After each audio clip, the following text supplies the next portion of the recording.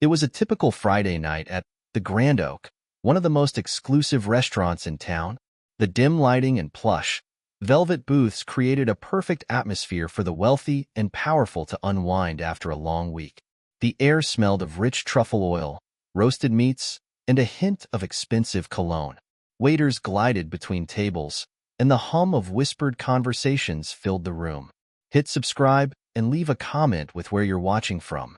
This story might just spark a new beginning. What's one thing that always pushes you forward, even when things get tough? At table 12, Jack Foster sat with a glass of aged whiskey in his hand, leaning back in his chair with that trademark smirk of his. His sleek suit, hand-tailored in Milan, looked almost as expensive as the extravagant watch on his wrist.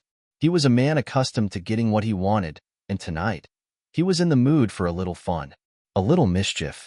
Across the room, Ethan Winters, the young waiter, was carrying a tray of drinks to a couple in a corner booth. His light brown hair was neatly combed, and his uniform, though crisp, didn't hide the fact that he wasn't a man of wealth. He was simply doing his best to survive, working multiple shifts to support his dream of one day becoming a professional pianist. But for now, he was here, moving between tables, serving people who looked at him like he was invisible. Jack watched Ethan as he approached, his eyes narrowing in amusement. The young man was trying hard to maintain his composure as he navigated through the maze of chairs and tables. A perfect target. "Hey, kid," Jack called out loudly, his voice cutting through the soft background chatter. "Come here for a second." Ethan froze, the tray in his hands trembling slightly. He'd been around rich people long enough to know the tone in Jack's voice was more a command than a request. "Yes, sir?" Ethan asked, his voice polite but cautious. Jack leaned forward, fixing him with a smirk. "I've got a challenge for you. Do you know how to play the piano?" Ethan blinked, surprised. Yes, sir. I play a bit." "Why?" Jack's smirk widened, a glint of mischief in his eyes. "Well, I'm in the mood for a little entertainment. We've got a piano right over there." He gestured toward the corner of the room where an old grand piano sat, gathering dust. "I'll pay you $50 if you can impress me with something more than the usual chopsticks nonsense." The other patrons at the nearby tables seemed to lean in, their curiosity piqued. A challenge like this was rare, especially in a place like this. Ethan's stomach churned. He had always dreamed of playing in front of an audience, but never like this. He wasn't sure whether to take the bait or walk away. But Jack was already tapping his fingers impatiently on the edge of his glass. "You know," Jack continued, a hint of mockery in his voice, "I bet you can't even play anything worth listening to. You just serve drinks and clean up, right? I doubt you've got any real talent." Ethan's heart thudded in his chest. He'd been mocked before, by classmates, by wealthy patrons, but this felt different. There was something more personal about it, something that cut deeper. But he didn't back down. This was his moment, and no matter how much Jack belittled him, Ethan couldn't let it slip away. "All right, I'll do it," Ethan said, his voice steady, though his hands betrayed his nerves. He could feel the weight of every eye in the room on him as he walked over to the piano. As he sat down at the worn keys, he took a deep breath, letting the tension in his body flow out with the exhale. He wasn't just playing for Jack Foster now. He was playing for himself, for the dream he had carried with him all these years, buried beneath the surface of the life he was living. His fingers hovered over the keys for a moment, and then, with a quiet but determined movement, he began to play. The first notes were tentative, but soon, the music began to flow, filling the space with a rich, confident melody. Ethan's hands moved with surprising grace, playing a classical piece that would have impressed any trained pianist. The room fell silent, the only sound the delicate notes reverberating from the piano. Jack's smirk faltered as he watched Ethan play. For a moment, Ethan could almost hear the disbelief in the air. He was no longer just a waiter. He was a pianist, commanding the room with his music. But Jack wasn't about to let a young man show him up. He cleared his throat loudly. All right. Enough of that boring stuff," he said, his voice cutting through the music like a knife. "I'll be honest, kid, you're better than I thought. But let's see how you handle something more challenging." Ethan paused, his fingers hovering above the keys, unsure. Jack's challenge was escalating, but he wasn't going to back down now. He was already in this, and he'd play whatever Jack wanted, even if it meant pushing his limits. But just as he was about to play, the door to the restaurant swung open, and a figure walked in, tall, with a presence that was impossible to ignore. The entire room seemed to shift as the man's eyes scanned the space, landing on Jack first. "Is there a problem here?" The man's voice was calm, but carried an authority that commanded attention. Jack, who had been about to issue another challenge, froze. His eyes widened when he realized who it was. Elon Musk. The room seemed to hold its breath as the world-renowned billionaire and tech mogul walked across the floor, heading straight for Jack's table. It wasn't every day that Elon Musk walked into a place like this. Everyone knew who he was, but no one expected him to be here tonight. Jack, now looking slightly uncomfortable, stood up. "Mr. Musk, what are you doing here?" Elon's gaze flickered toward Ethan, who was still sitting at the piano, unsure of what to do. "Just thought I'd drop by for a little dinner," Elon said smoothly. "But I couldn't help but notice this little challenge going on. What's happening here?" Jack quickly explained, still trying to keep the situation lighthearted. "Oh, just a little fun, Mr. Musk. Thought I'd see if this young man could impress me with a piano performance."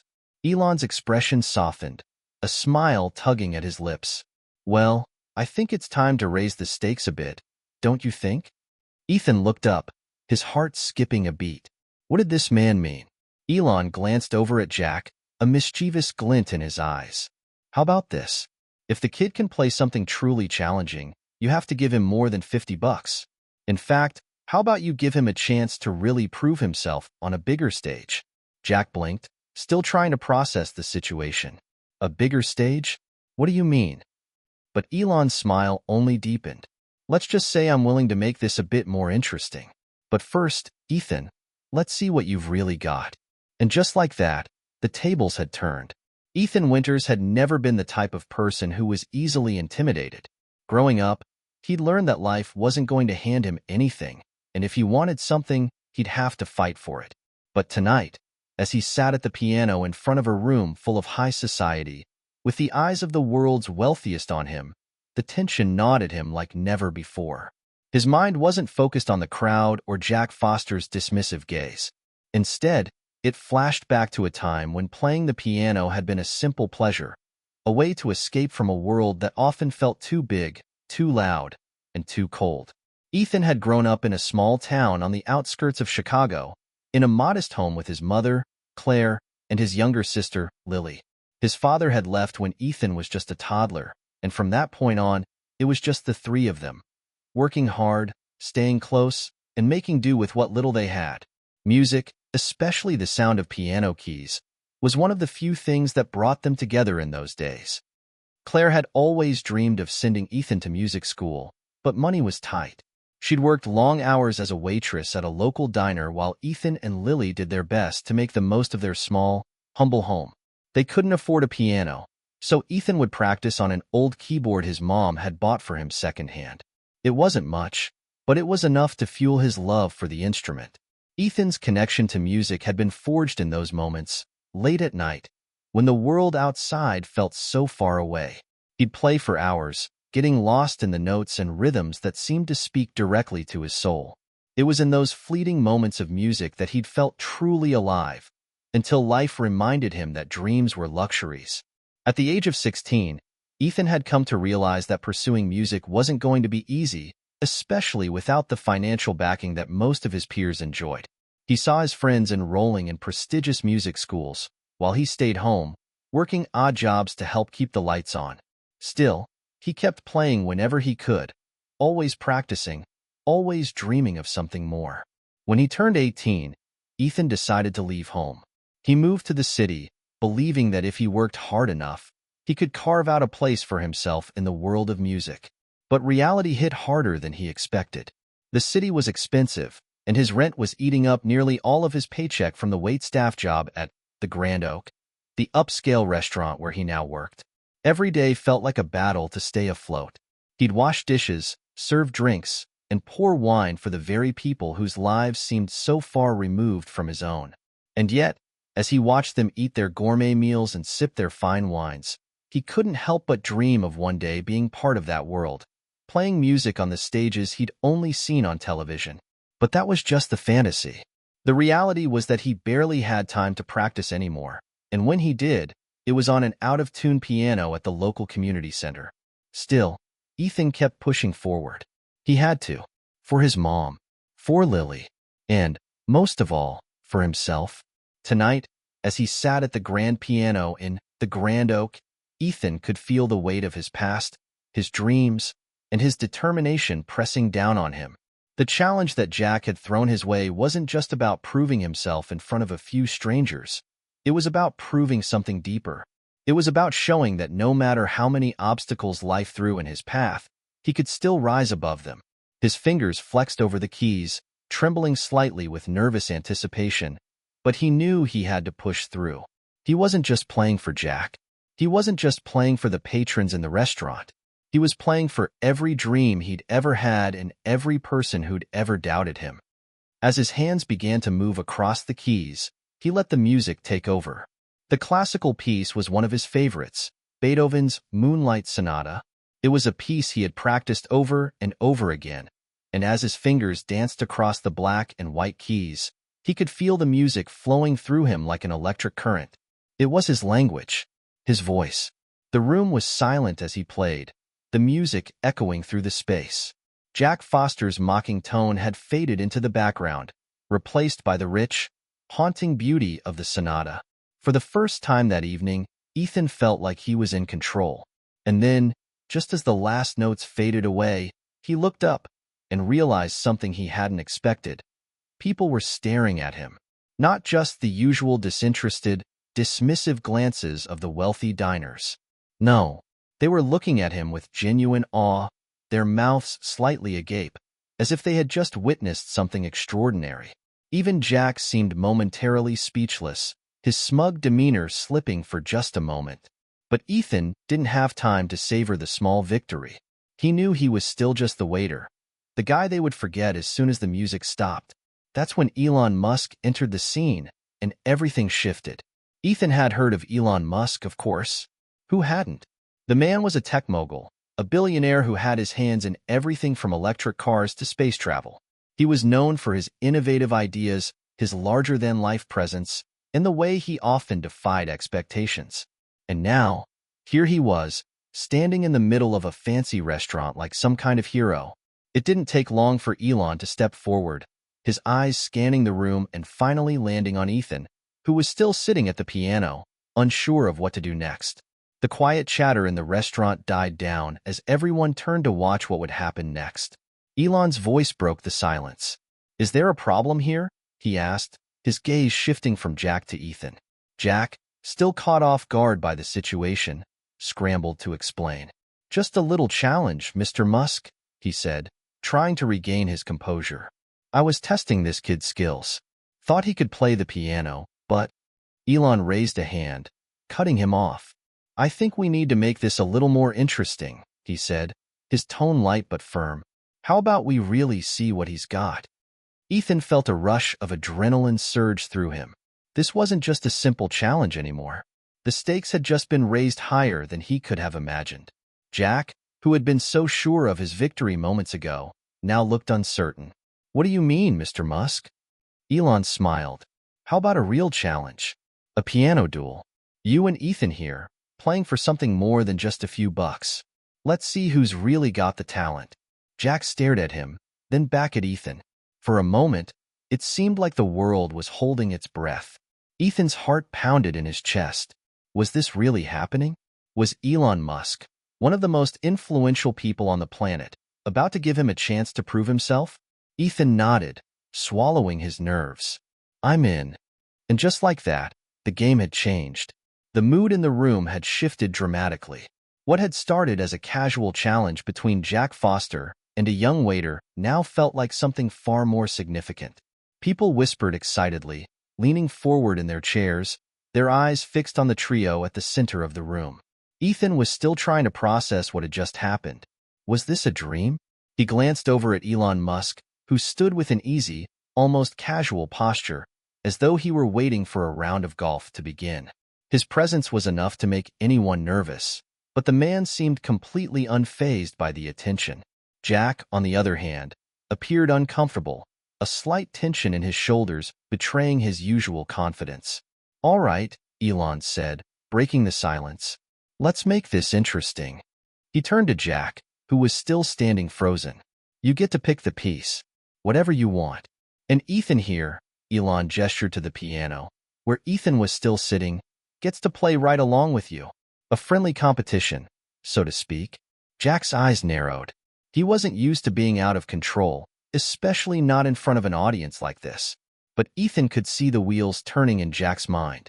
This wasn't about the money anymore. This was about pride. And Jack had more than enough of it. "Fine," Jack said after a beat, his voice a little sharper than usual. "But don't expect me to go easy on you, kid." Ethan nodded, still trying to suppress the rush of nerves building in his chest. This wasn't just about Jack anymore. This was about proving himself, not just to the rich patrons of the restaurant, not just to Elon Musk, but to himself. Jack sauntered over to the piano, his movements slow, deliberate. He placed his fingers on the keys, and for a moment, Ethan thought he was going to start playing. But instead, Jack leaned back, a smug smile on his face. "I'll take the challenge a step further," Jack said, looking up at Elon. "Let's make it a duel, a real battle. I'll play a piece, and Ethan has to match me, note for note, in real time. No mistakes." Elon raised an eyebrow, clearly intrigued by the twist Jack had added. He was a man who thrived on innovation, and this was certainly adding a new layer of intensity to the challenge. Ethan felt a knot tighten in his stomach. This wasn't going to be easy. Playing piano was one thing, but matching someone in real time with no room for error? That was something else entirely. But he had no choice now. He couldn't back down. He'd come this far, and if he let this moment slip away, he might never get another chance like this again. "I'm game," Ethan said, his voice a little more steady than he felt. Jack grinned, pleased with the growing tension. "Let's see if you can keep up, then." He began to play, choosing a complex, fast-paced piece that Ethan recognized instantly, Rhapsody in Blue by George Gershwin. It was a challenging selection, full of rapid-fire runs and jazz-inspired chords. Jack's fingers danced across the keys with ease, clearly trying to show off. His expression was one of complete confidence, as if he believed this was already over. Ethan took a deep breath. He could feel his palms sweating, but he forced himself to calm down. He'd played this piece before. He'd played harder pieces, too. But this wasn't just about playing the music. It was about keeping his cool, staying focused. Jack's tempo was fast, relentless, and as Ethan began to play along with him, his fingers moving quickly to match the flow, he could hear the faint murmur of the crowd. There was something unsettling about the way they watched. It felt as if they were expecting him to fail. Ethan's mind raced. He had to keep up. He had to match every note. He couldn't let Jack's arrogance get under his skin. But as Jack's fingers moved faster, his smirk grew wider. Ethan could feel the pressure mounting. His mind flickered for a split second, but that was all it took for him to miss a note. Just one. Jack's smile broadened, his eyes glinting with triumph. "Missed a note there, kid," he said, his voice dripping with mockery. "Guess you're not as good as I thought." Ethan's heart skipped a beat, and for a brief moment, his hands hesitated on the keys. He could feel his confidence waver, but he didn't give in to it. He forced his hands to keep moving, pushing through the mistake. One note, one moment of failure, didn't define him. It wasn't over. He pushed harder, determined to match Jack, to play faster, to prove he could do this. The music filled the air again, a swirl of notes that echoed through the room, but this time, Ethan was in control. He wasn't going to let Jack win. Not now. As he matched Jack's speed, his mind shifted, moving from the daunting challenge of competing with someone more experienced to simply living in the music. The sound became his focus, and for a moment, it was just him and the piano. He didn't see the crowd. He didn't hear the murmurs. All that existed was the rhythm, the melody, the notes he was playing. But then, Jack threw him another curveball. With a smirk, he suddenly altered the piece, shifting the rhythm and the tempo. Ethan's fingers stumbled for a second as Jack sped up, his hands moving with dizzying speed. "Can you keep up with this?" Jack taunted, glancing at Ethan over his shoulder. "Bet you can't." The pressure was unbearable. Ethan's fingers moved furiously, trying to keep pace, but the shift had thrown him off. He could feel the sweat on his brow, his mind racing, his heart pounding. The audience's gaze was almost suffocating. But then he remembered something his mother had told him long ago. "Never let the world tell you who you are, Ethan. You define yourself. No one else." With that memory, a surge of clarity hit him. He couldn't let Jack get to him. He couldn't let the crowd or the pressure take control. He had to trust himself. And just like that, Ethan regained his focus. His fingers flowed effortlessly over the keys again, catching up with Jack, matching his intensity, his passion. The music became his, not Jack's. The challenge was no longer about winning or losing. It was about proving to himself that he was capable of doing something extraordinary. Jack's smirk started to falter. His confidence was shaken now. Ethan was keeping up. Ethan was matching him note for note. The crowd could feel it too. The atmosphere in the room shifted again, the tension replaced by a palpable sense of awe. No one had expected this. No one had expected Ethan Winters to hold his own like this. Elon Musk watched with an approving nod. There was something about Ethan, something that sparked his interest. He could see the potential, the fire in the young man's eyes. This wasn't just a waiter. This was someone who had the heart of an artist. And as the final notes of Rhapsody in Blue filled the air, there was a silence in the room that felt almost reverential.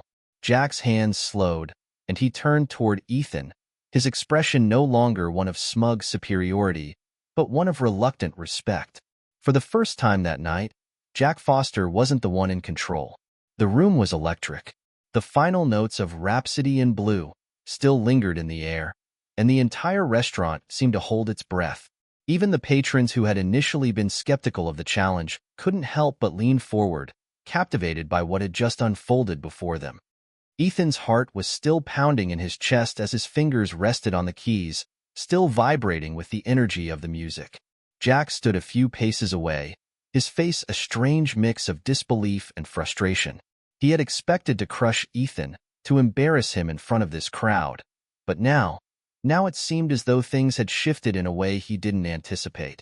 Ethan kept his eyes on the keys, not daring to look up. He couldn't let his guard down, not yet. Not after everything he had been through to get here. It was as if the music had unlocked something deep inside of him, something raw, something that pushed him to keep going even when the odds seemed impossible. He had always dreamed of being on a stage like this. But now that he was here, with the world's wealthiest patrons watching, with Elon Musk of all people observing his every move, the reality of the situation was sinking in. Was he ready for this? Could he truly compete with someone like Jack? But before he could get lost in his thoughts, Elon Musk spoke again, his voice cutting through the tension in the room. "All right, gentlemen," Elon said, looking between the two of them with a grin that suggested he was thoroughly enjoying the spectacle. "This has been fun, but let's take this up a notch. A real challenge. The next round won't be about just playing the same piece. It'll be about improvisation. You each have to compose something on the spot, using the skills you've shown so far." Ethan's stomach dropped. Improvisation? He hadn't prepared for that. Yes, he'd played a lot of jazz before, but composing something entirely new on the fly in front of this crowd? Jack, however, seemed unfazed. If anything, his smile widened. He thrived on challenges like this. He'd always been quick to come up with something impressive, particularly if it meant he could show off. His fingers hovered over the keys, ready to make his move. Ethan glanced up at Elon, who was still watching him closely, as if measuring him, waiting for him to respond. "You're not going to let Jack have all the fun, are you?" Elon asked with a raised eyebrow, challenging Ethan with his tone. "Show us what you've got." The pressure was suffocating, but something about Elon's confidence, the way he believed in Ethan, gave him a jolt of energy. It reminded him of those late nights back in his small town, playing just for himself, not worrying about anyone else's expectations. Ethan closed his eyes for a moment, letting the chaotic buzz of the room fade away. He could do this. He had to do this. His fingers brushed over the piano keys, tentative at first, as his mind searched for something to bring to life. His pulse quickened as he realized the gravity of the situation. But then, a melody began to form. Something familiar, something that had always been inside of him but hadn't found its way to the surface until now. He began to play, slowly at first, letting the music build from the depths of his soul. The notes were soft, almost hesitant, but they began to find their rhythm. The more he played, the more he felt the music take on a life of its own, pushing him forward, forcing him to trust his instincts. The room, which had been quiet, now seemed to lean in, every ear focused on Ethan's every move. Jack, standing a few paces away, watched intently, his face a mixture of disdain and curiosity. But even he couldn't deny the raw emotion Ethan was pouring into the keys. For a moment, it was just Ethan and the piano. Nothing else mattered. He wasn't trying to impress anyone anymore. He wasn't worried about Jack or the crowd. He was simply playing what felt right. And then, as if the music had reached its peak, something clicked. Ethan took the melody in an unexpected direction, adding in intricate harmonies, pulling the piece into a deeper, more complex territory. It was a reflection of everything he had experienced in his life. The struggles, the sacrifices, the dreams. Every note seemed to speak for him, telling his story in a way words never could. As the music flowed, the tension in the room began to shift. Jack's smirk faltered as Ethan continued to play, each note more confident than the last. Elon, standing at the side, was visibly impressed. The crowd, which had once been skeptical of the quiet waiter at the piano, now watched with rapt attention, entranced by the emotion and depth of the music. Ethan's hands moved faster now, with purpose, as he reached the crescendo of the piece. The music swirled, powerful and free, the sound of it filling the entire restaurant, reverberating off the walls, every note crisp and clear. Finally, with a single, sweeping chord, he brought the piece to a close. It wasn't the most polished performance he'd ever given, but it was real. It was him. Ethan opened his eyes to see the room still silent. The patrons, who had once been so dismissive, were now staring at him in awe. Jack, who had been so sure of himself just moments before, was standing there, mouth slightly agape, unable to hide his shock. Elon was the first to break the silence. "Well," he said, a grin spreading across his face. "That was unexpected." Ethan's chest swelled with a mix of pride and relief. It had been a challenge, a test of his abilities, his courage, and his passion, and he had risen to it. Jack, on the other hand, seemed to have lost some of his earlier arrogance. He stared at Ethan for a long moment, as if trying to figure out what had just happened. He hadn't expected to be upstaged by a waiter. It wasn't supposed to be like this. But Ethan wasn't thinking about Jack anymore. He wasn't thinking about the challenge or the crowd. He was thinking about the music, and the way it had allowed him to express something deeper than he'd ever imagined. Then, Elon clapped his hands together, breaking the tension. "All right, that's enough. You both did well, but I think we've seen enough for tonight. Let's call it a draw." A murmur of approval rippled through the room, but Ethan hardly heard it. He was too caught up in the moment, the way the music had taken him to a place he hadn't known was possible. "Well played, Ethan," Elon said, nodding toward him. "You've got more talent than most people would ever give you credit for. Keep at it." Ethan's heart swelled with a mixture of pride and disbelief. Elon Musk, one of the most influential men in the world, had just recognized him, had just told him he had talent. For the first time in his life, Ethan felt like he was truly seen, not as a waiter, not as a dreamer, but as a musician. And in that moment, everything changed. The silence that followed Ethan's impromptu performance felt like an eternity. The room was still, and for a moment, the world seemed to pause. Ethan sat there at the piano, his hands resting lightly on the keys, still riding the wave of emotion that had driven him to create something so raw, so personal. It was unlike anything he had ever done before. The music wasn't just a sequence of notes, it was a story. His triumphs, his losses, his hopes. It was all laid bare in that piece. And yet, As the final chord lingered in the air, a wave of doubt crashed over him. What if he hadn't played well enough?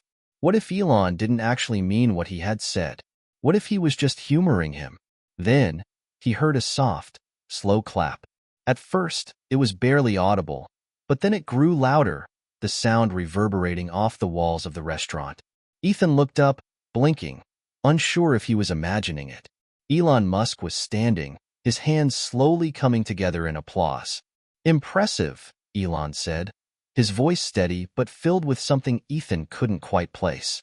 He looked directly at Ethan, his eyes narrowing in that way people do when they're truly focused on something important. "You're not just some random piano player. You've got depth, kid." The word struck Ethan harder than he expected. Elon Musk, the visionary, the billionaire, the man who changed the world with his ideas, was acknowledging him.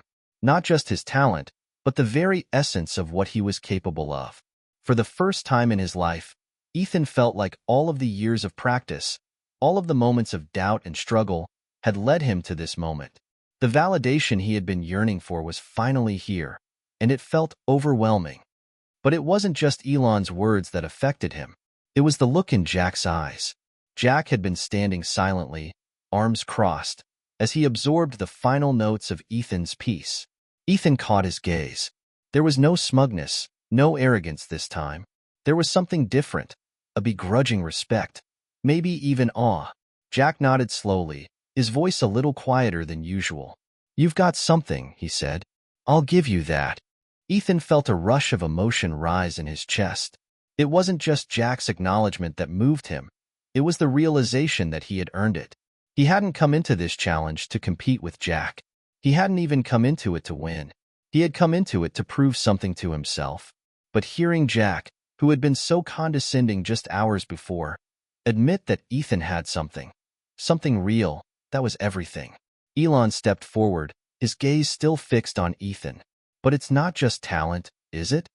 Elon said, almost as though speaking to himself. "It's something else. It's the hunger, the need to prove yourself, to show the world that you matter." Ethan swallowed hard. He hadn't realized how much he needed to hear those words. For years, he had lived in the shadows, working countless shifts, playing piano in small venues, wondering if anyone would ever take him seriously. The hunger Elon mentioned wasn't just about succeeding. It was about surviving. It was about finding a way to live in a world that so often overlooked people like him.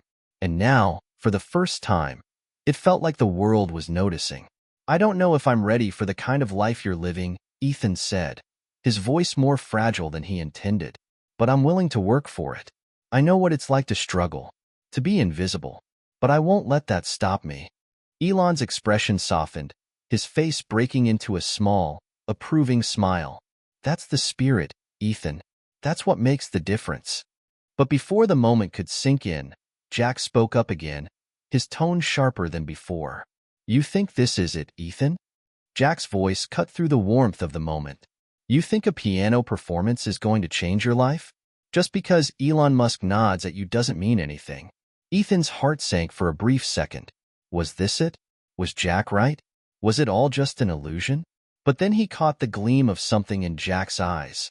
Something that wasn't contempt. It was challenge. Jack wasn't backing down, and neither could Ethan. "I didn't come here for validation," Ethan said, his voice steady now, no longer wavering.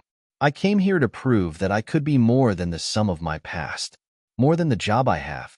More than the label that gets stuck on people like me." The room was quiet for a moment as the weight of his words settled in. Jack stared at him, silent, before breaking the tension with a sharp, incredulous laugh. "You've got guts," Jack muttered under his breath. "Maybe more than I gave you credit for." Ethan's pulse quickened. He wasn't backing down. Not now. Not ever. He had made it this far because of his passion, because of his willingness to fight for what he loved. And then, Elon spoke again, his voice cutting through the charged atmosphere. "You've both proven something tonight, but the road's not over. Not by a long shot." Ethan turned to look at him. "What do you mean?" Elon smiled, a mischievous glint in his eye. "It's time for the next step. And trust me, the journey from here will be anything but predictable." Ethan felt a knot in his stomach. This wasn't over? What had he gotten himself into? But at the same time, a spark of excitement flared up inside him. Whatever came next, he was ready for it. He had faced his fears, his doubts, and come out on top. Now, there was no going back. And for the first time, he wasn't afraid. The air in the restaurant felt charged with an energy that didn't quite dissipate after Ethan's final note. It was as if the atmosphere had shifted, and everything that had seemed so impossible only hours ago now felt within reach. Ethan still sat at the piano, his hands resting lightly on the keys, trying to catch his breath as he processed the whirlwind of emotions from the challenge. Elon Musk's words echoed in his mind, "The road's not over." Ethan wasn't sure if that statement was a promise or a warning, but either way, he knew one thing for sure. The moment he thought this night might be winding down, it was actually just beginning. "All right, Ethan," Elon said, walking towards him with a deliberate pace. "I think you've earned something more than just applause tonight." Ethan blinked, confused. "What do you mean?" Elon smiled, his expression unreadable. "I mean, I'm about to offer you an opportunity. A real one." Ethan felt his pulse spike. His thoughts raced, and his stomach tightened with uncertainty. Opportunity? What kind of opportunity? Elon glanced over at Jack, who was standing by the side, still processing everything. Then, he turned his attention back to Ethan, his face now serious, almost contemplative. "I know you're not just a waiter with a piano talent. There's more to you than that. You've got grit, drive, and that hunger we talked about. That's something I value." Ethan swallowed, trying to make sense of what Elon was saying. "So what exactly are you offering me?" Elon didn't answer immediately. Instead, he took out his phone and dialed a number. He held the phone up to his ear, and after a few moments, he began speaking in a low, steady voice. "Yeah, I've got someone here," Elon said, the words punctuated by a long pause. "No, I'm serious. I think he's ready." He glanced at Ethan, a knowing smile on his face. "Okay, I'll tell him." Ethan was now more confused than ever, but before he could ask, Elon lowered the phone, his eyes gleaming with excitement. "How would you like to perform for an audience that could change everything for you?" Elon asked, his tone deliberate. Ethan's heart skipped a beat. What kind of audience? Elon's smile widened, and there was a glint in his eye that made Ethan feel both exhilarated and apprehensive. "I'm talking about the kind of people who have the power to make your dreams a reality. People who understand that real talent isn't about the resume or the background. It's about what you can bring to the table. People who are looking for something new." Ethan felt like the world had just tilted on its axis. What was Elon suggesting? Was this for real? "What do you mean, perform?" Ethan asked, his voice barely above a whisper. "Are you saying you want me to perform for who?" Elon chuckled, sensing Ethan's hesitation. "You've heard of the exclusive tech conferences, right? The ones where industry leaders gather to share their ideas and make game-changing deals." Ethan nodded, his mind racing to keep up with the fast-paced conversation. "Well, there's one coming up next month," Elon continued, "and we're looking for someone to bring something different to the event. Something that'll make an impact. You're just the kind of person who could do that." Ethan could hardly believe his ears. He had been playing piano in low-key venues for years, his dream of making it as a musician feeling like an impossibility. But now, here he was, being offered the chance of a lifetime. "Are you serious?" Ethan asked, his voice cracking slightly. "You want me to perform at a tech conference? For all those people?" Elon nodded, the excitement on his face evident. "I believe in unconventional choices. I've seen enough of the usual. What I'm offering you isn't just another gig. This could change your entire trajectory, Ethan. You've got the talent. Now, let's see what you can do when the stakes are higher." Ethan sat there, stunned. His mind was reeling with possibilities, performing at a tech conference for Elon Musk and the world's top innovators. It sounded like a dream, and yet, it also sounded like a trap. He had never played for such an audience before. It wasn't just musicians, it was the world's elite. Would he be able to handle it? Jack, who had been quiet up until now, stepped forward. His arms were still crossed, but his expression was different this time. It wasn't the smug confidence that had defined him earlier. Instead, there was a hint of something else, maybe even respect. "Don't think this is a free pass, Ethan," Jack said, his voice low. "This isn't just about impressing a room full of people. It's about proving you can stand out when it counts. You want this? You have to be ready for what's next." Ethan turned to look at Jack, his heart pounding.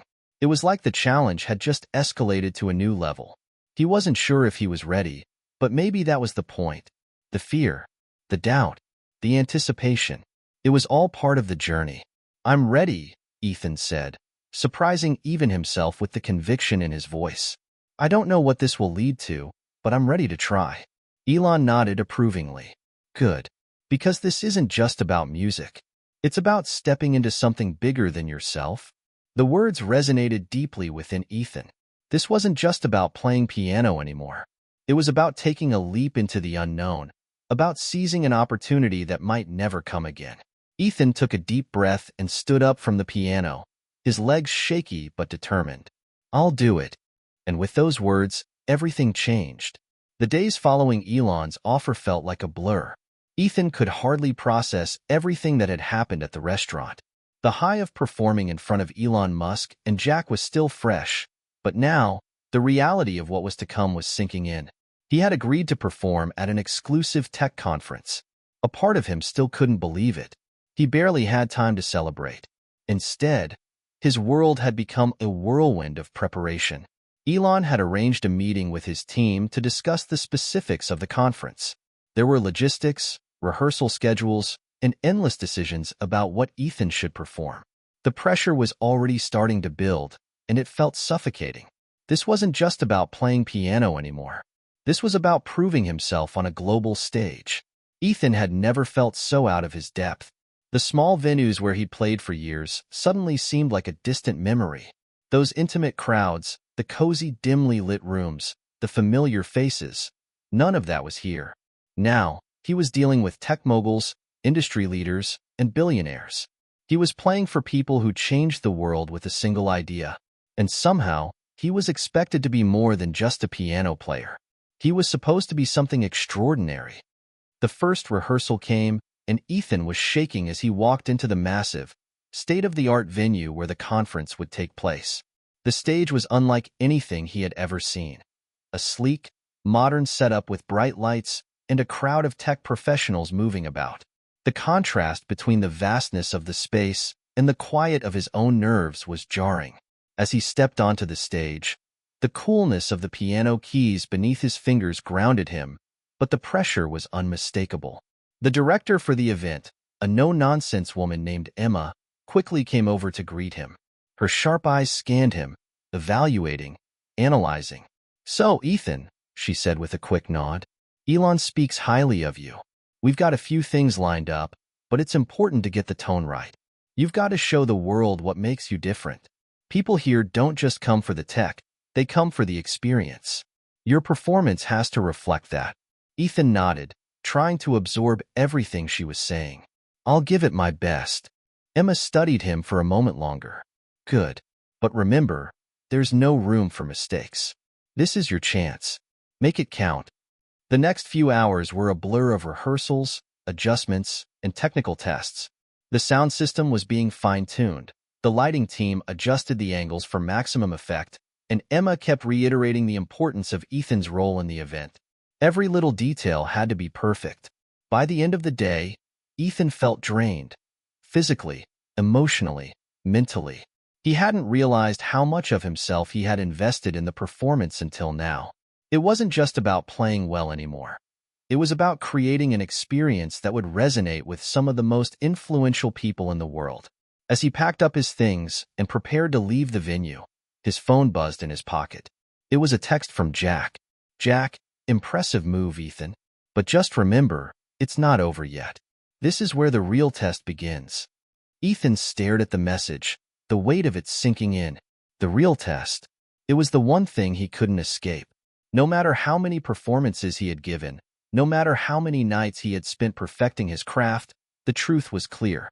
Every note he played at the conference would be scrutinized, every movement would be analyzed, and his every action would carry the expectation of greatness. He didn't respond to Jack's message. Instead, He slipped the phone into his pocket and looked out at the empty stage. In that moment, something clicked. Ethan wasn't just nervous about the performance itself. He was nervous about the weight of what this opportunity represented. This was the moment that could shape the rest of his life. This could be his one shot to break out of the life he had known for so long, to prove that he wasn't just a waiter, but someone worthy of recognition. The world didn't care where he had come from. It only cared about what he could offer now. As the days passed, Ethan threw himself into practice even harder. He started waking up earlier to review the set, running through each piece as if it were his last. The pressure was suffocating at times, but it fueled him. He could feel himself growing. Each time his fingers touched the keys, he felt more and more like he belonged on that stage. Like he belonged in the room with the world's most influential people. And yet, even with the rehearsals, the preparation, and the constant reminders from Emma that everything had to be perfect, Ethan couldn't shake the feeling that there was something missing. He needed something more. One evening, after a particularly grueling rehearsal, Ethan found himself sitting alone at the piano in the empty venue, the bright overhead lights casting long shadows across the stage. His fingers brushed the keys, his mind racing as he tried to figure out what wasn't clicking. It wasn't about the notes or the performance anymore. It was about what he had to say, what he wanted the world to hear when he played. He began to play, softly at first, just a few chords, finding the rhythm. And then, as he started to relax, the music started to flow. It wasn't anything grand at first, just a quiet, introspective melody. But as he played, he felt the story unfolding. The music wasn't just for the tech moguls or the audience. It wasn't just for the tech world. It was for him. The struggle, the fear, the doubt, the desire to prove himself. He played it all out, pouring everything he had into the keys. For the first time in days, the pressure didn't feel suffocating. It felt freeing. And when he finished, he realized that he had just composed something completely new, something real. Ethan took a deep breath, his fingers still resting on the piano. This wasn't just about impressing others. It was about telling his own story, the way only he could. He was ready. The morning of the tech conference arrived, and Ethan woke up to the sound of his alarm blaring beside him. For a second, everything felt surreal, like he was still stuck in some kind of dream. The reality of what he was about to do, the enormous stage awaiting him, and the crowd of high-powered industry leaders just a few hours away felt like an overwhelming tidal wave crashing down on him. He sat up in bed and rubbed his face, trying to shake off the anxiety that had settled deep in his chest. His stomach was a knot of nerves, and despite the endless rehearsals, the preparations, the pep talks from Elon and the event coordinators, it felt like none of it had prepared him for the sheer magnitude of this moment. He had told himself 1,000,000 times that he was ready, that he had something to prove. But now, facing the day, the enormity of the opportunity suddenly felt suffocating. What if it wasn't enough? What if he wasn't enough? The self-doubt crept in, like a shadow that was impossible to shake. Ethan stood up and walked to the window of his hotel room, looking out at the skyline. The city sprawled out before him, busy, full of energy, but it also felt cold and distant. He wasn't part of that world, not yet. Anyway, he needed a moment of clarity, a moment to breathe. He wasn't sure where it would come from, but he hoped it would find him soon. A knock at the door broke his train of thought. Ethan? It was Emma, the event coordinator. You good to go? We're starting in about an hour. Ethan nodded, forcing a smile. Yeah, I'll be out in a second. The sound of her footsteps fading down the hallway brought him back to the present. He couldn't afford to waste any more time in his head. He needed to focus. This wasn't the time for doubts. This was his moment to show the world what he was made of. He took a long, deep breath and walked to the bathroom, splashing cold water on his face. The shock of it helped to clear his mind, and he found himself slowly regaining some semblance of calm. He was here because of the hard work, the sacrifices, and the choices he had made along the way. This wasn't some fluke. He had earned the right to be here. Ethan grabbed his bag, checked himself in the mirror, and with one final, deep breath, he left the hotel room. The conference was being held in a sleek, modern convention center. As Ethan entered the building, the buzz of the crowd hit him immediately. It was a far cry from the intimate, cozy venues he had played at in the past. The massive, glossy floor was lined with tech displays and high-end booths showcasing the latest gadgets, inventions, and innovations. People were walking around in smart business attire, talking about the future and the next big thing. Everything felt fast-paced and cutting-edge. Ethan couldn't help but feel a little out of place as he navigated the space. The dress code alone was a far cry from his usual jeans and button-up shirts. He had tried to look the part, dressing up in a dark suit that felt too tight around his shoulders. But the reality of being surrounded by these tech giants, innovators, and visionaries felt overwhelming. He found Elon standing near the main stage, talking to a few other people. As soon as he saw Ethan, Elon gave him a quick wave and nodded. "You're up next," Elon said, a small smile tugging at his lips. "How you feeling?" Ethan managed to smile, although his stomach felt like it was flipping over. "Nervous, but ready." Elon raised an eyebrow. "Good. Nervous means you care. But don't overthink it. Just remember why you're here. You have something to say, and that's why you were chosen for this." Ethan nodded, feeling a little reassured by Elon's confidence in him, but the nerves weren't quite going away. The tech conference was in full swing, and Ethan's performance was a key highlight. The main event hadn't started yet, but the crowd was already gathering. Some were standing around booths, others chatting in groups, but when they started filing into the large auditorium where he would perform, the energy in the room shifted. The anticipation in the air was palpable. Ethan found his seat backstage, staring at the grand piano that would be his stage. It looked like a monument to everything he had worked for. His fingers tingled at the thought of playing again, but he couldn't ignore the weight of what this moment meant. Suddenly, Emma appeared, her face a mixture of calm professionalism and just the slightest hint of urgency. "Ethan, we're about 5 minutes out. Just make sure you're in position when your name's called." He nodded.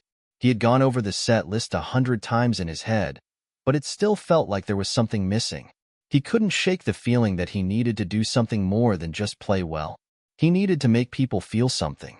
"You've got this," Emma said as she walked off, but Ethan wasn't sure she knew the pressure he was carrying. The countdown began in his head. Each second felt like an eternity. He glanced around at the stage crew setting up, the lights shifting in preparation for his entrance. He could hear the low murmur of the crowd, but everything felt muffled, like he was hearing it through a tunnel. His name was called, and his heart skipped a beat. "Ladies and gentlemen, please welcome Ethan Clark." Ethan stood up, his palms sweaty. He took one last deep breath, walked out onto the stage, and was immediately greeted with a sea of faces staring back at him. The blinding lights made it hard to distinguish any one person, but he knew they were all watching, waiting for him to do something remarkable. The first few moments were a blur as he sat at the piano, feeling the weight of the world on his shoulders. His fingers rested on the keys as he stared out at the crowd, uncertain of where to begin. And then, as if by instinct, his hands began to move. He started playing the piece he had composed the night before, the one that had come to him so naturally. As his fingers hit the first few notes, he began to relax. The music flowed, each note a reflection of the journey that had brought him here. The nerves slowly began to fade as the piano became a part of him, each chord more confident than the last. And as he played, Ethan realized something. This wasn't about proving himself anymore. It wasn't about impressing anyone. It was about expressing the truth inside him. The struggles, the fear, the hunger to be seen. He was telling his story, and for the first time in his life, it felt like the whole world was listening. The crowd's silence enveloped Ethan as he sat at the piano, hands resting lightly on the keys. His heart hammered in his chest, and yet, something inside him felt different.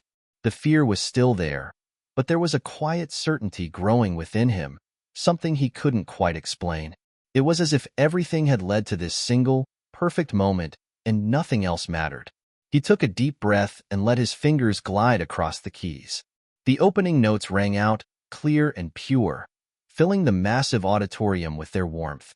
His music began softly, almost like a whisper, a gentle introduction to the emotions he'd been carrying for so long. He played without looking at the keys, eyes closed, feeling the flow of each chord. The nervous tension in his chest started to ease, and with every note, He felt himself sink deeper into the music. The crowd, though still, seemed to hold its collective breath. Ethan couldn't see their faces clearly, but he could feel their anticipation. He played through the first section of the composition, the one that had come to him so naturally in the rehearsal room. The melodies were simple, yet evocative, drawing from everything he had been through. The uncertainty, the hope, the struggles, the victories. As he continued, he noticed the subtle changes around him. The hum of the crowd seemed to fade into the background, and it was just him and the music. The piece had taken on a life of its own. It was no longer just about hitting the right notes. It was about sharing something real with the audience, something raw and honest. For the first time in what felt like forever, Ethan wasn't thinking about impressing anyone or living up to some grand expectation. He was simply playing. And with that simple act, he felt a weight lifting off his shoulders. The piece built in intensity, each crescendo adding more energy to the performance. The melody soared as Ethan's fingers flew across the piano, his heart pounding in time with the rhythm. He was no longer just a waiter who played piano. He was an artist, creating something that belonged entirely to him, a reflection of everything he had fought for. As the final notes of the piece echoed through the auditorium, Ethan held his breath, letting the music fade into silence. His fingers hovered over the keys for a moment before he slowly brought them down. The sound of his heartbeats filled the air, but for once, it wasn't drowned out by the fear or uncertainty. It was just peace. A moment passed, and then the crowd erupted into applause. The sound was deafening. Ethan opened his eyes, blinking against the bright lights. The audience was on their feet, clapping and cheering. It was overwhelming, surreal, and yet, in that moment, it felt like exactly what he needed. He stood up from the piano, his legs shaky, and took a breath. His chest swelled with pride, but there was no time to dwell on it. He had done it. He had shared his truth, and it had connected. But before he could fully process it, he heard a familiar voice calling his name from the side of the stage. Ethan. It was Elon, walking toward him with his usual purposeful stride. There was a glint of satisfaction in his eyes, but also something more. An acknowledgement, perhaps, of the journey Ethan had just begun. "You did it," Elon said, clapping him on the back as they met at the edge of the stage. "I knew you had it in you." Ethan let out a breath he hadn't realized he'd been holding. "I can't believe it." It felt like everything just clicked. Elon smiled. "It wasn't about just playing the piano, Ethan. It was about telling your story. You've got something that most people never find. The courage to be vulnerable in front of a room full of strangers. That's what makes you unique." Ethan nodded, still processing what he had just experienced. "It wasn't just for them, was it?" "No," Elon replied, his voice steady. "It was for you too." The weight of those words settled into Ethan's chest. He had thought this was all about validation, about proving something to the tech world, to Jack, to himself. But in the end, it had been about something far more personal. The music had been a reflection of everything he had felt, the fears and the triumphs. And sharing it with the world had been as much about his own catharsis as it was about entertaining an audience. "I don't think I've ever felt this way before," Ethan admitted quietly, his voice filled with awe. Elon raised an eyebrow, his lips curling into a knowing smile. "Good. Because this is only the beginning." Ethan's heart skipped a beat. "What do you mean?" "You're ready for more," Elon said, glancing out at the crowd still cheering in the distance. "I don't just put people on stage for a one-time thing. I see something in you, Ethan. Something special. And it's not about the piano anymore. It's about what you bring to the world. You've got the ability to inspire people. That's something worth fighting for." Ethan felt a rush of emotion. A part of him had always believed he wasn't meant for this life, that he was just a guy who played piano in a quiet bar, and that was all he'd ever be. But now, standing next to Elon Musk, with the echoes of his performance still vibrating in the air, he was starting to believe something different. He was starting to believe that maybe this was the life he was meant for. "Thank you," Ethan said, his voice thick with emotion. "I don't even know what to say." Elon chuckled softly. "Don't say anything. Just keep doing what you're doing." Ethan turned back toward the stage, the applause still ringing in his ears. It felt like the world had just shifted, and for the first time, he wasn't terrified of what the future held. He was ready to face whatever came next. Because, for the first time, Ethan Clark believed in himself. Ethan sat backstage, still riding the wave of adrenaline from his performance. His fingers were numb, and his mind was a swirl of emotions. He couldn't stop replaying the moments of the performance in his head, each note feeling like it had come from somewhere deep inside him. He had done it. He had stood up in front of a crowd of influential people, played his heart out, and somehow they had connected with him. He felt a tap on his shoulder, and before he could turn around, a familiar voice rang out. "Ethan, that was incredible." Ethan spun around to find Jack, his old friend and fellow musician, grinning ear to ear. Jack's eyes were wide with excitement, as if Ethan had just pulled off the impossible. He slapped Ethan on the back with a little too much enthusiasm, nearly sending him stumbling. "Dude, I didn't know you had it in you." "That was next level," Jack said, still beaming. Seriously, the crowd was eating it up. "You were amazing out there." Ethan smiled weakly, still a little dazed from the experience. "Thanks, man. It's still hard to believe it happened, you know?" Jack nodded. "I get it, but you pulled it off. You proved everyone wrong, especially yourself." There was a pause as they both stood there, taking in the weight of the moment.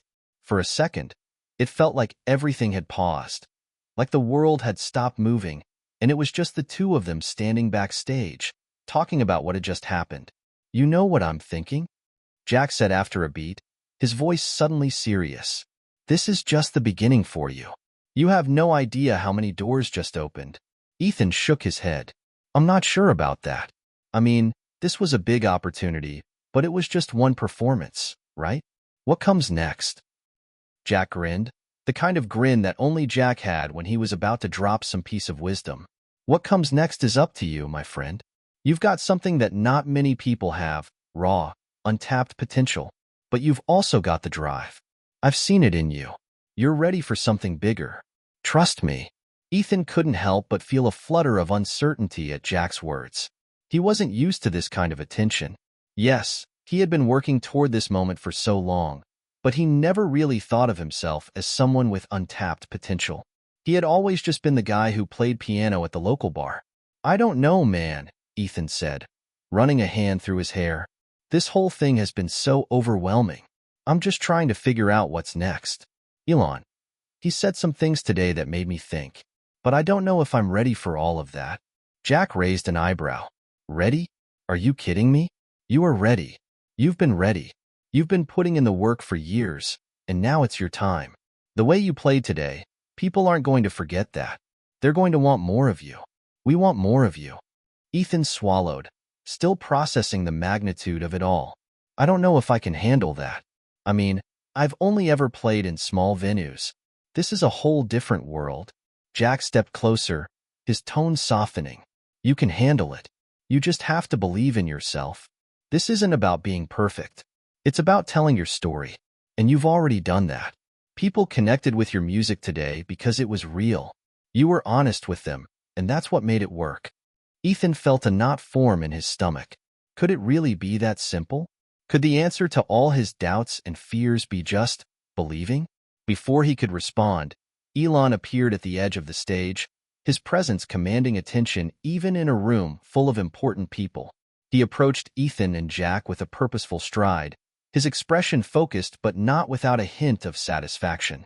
"Ethan," Elon said, looking at him with that unshakable confidence, "you were exceptional today. I knew from the moment I saw you perform that you had something unique. And now, the world knows it too." Ethan felt his heart skip a beat at the praise, but it only made the pressure intensify. "Thanks, Elon. I'm still processing everything." Elon's smile was small but knowing. "Good. It's a lot to take in. But here's the thing, Ethan. You've got something that very few people in this industry have. Talent, yes. But more than that, you've got heart. And the heart is what keeps people coming back for more." Ethan couldn't quite grasp how all this was happening. Just a few days ago, he was behind the bar at a local restaurant, serving drinks, never imagining he'd be standing here with Elon Musk himself. But now, in this surreal moment, It felt like the pieces were finally falling into place. I don't know what the future holds, Elon continued, his voice steady and sure. But I know that whatever you decide to do next, you'll have my support. There's a space for you in this world, Ethan. It's time to claim it. Ethan's mind raced, the weight of Elon's words sinking deep into his chest. For so long, he had felt like an outsider, just a guy who played piano in the background of a quiet bar, never really a part of the world he was suddenly thrust into. But now, with each passing moment, the walls between him and that world were starting to come down. It was as if a door had been opened, and all he had to do was step through it. The thought terrified him, but in some small corner of his mind, something else sparked, a flicker of excitement, a spark of possibility. "Thanks, Elon," Ethan said, his voice quieter now, filled with a mix of gratitude and uncertainty. "I'm just not sure I'm ready for all this."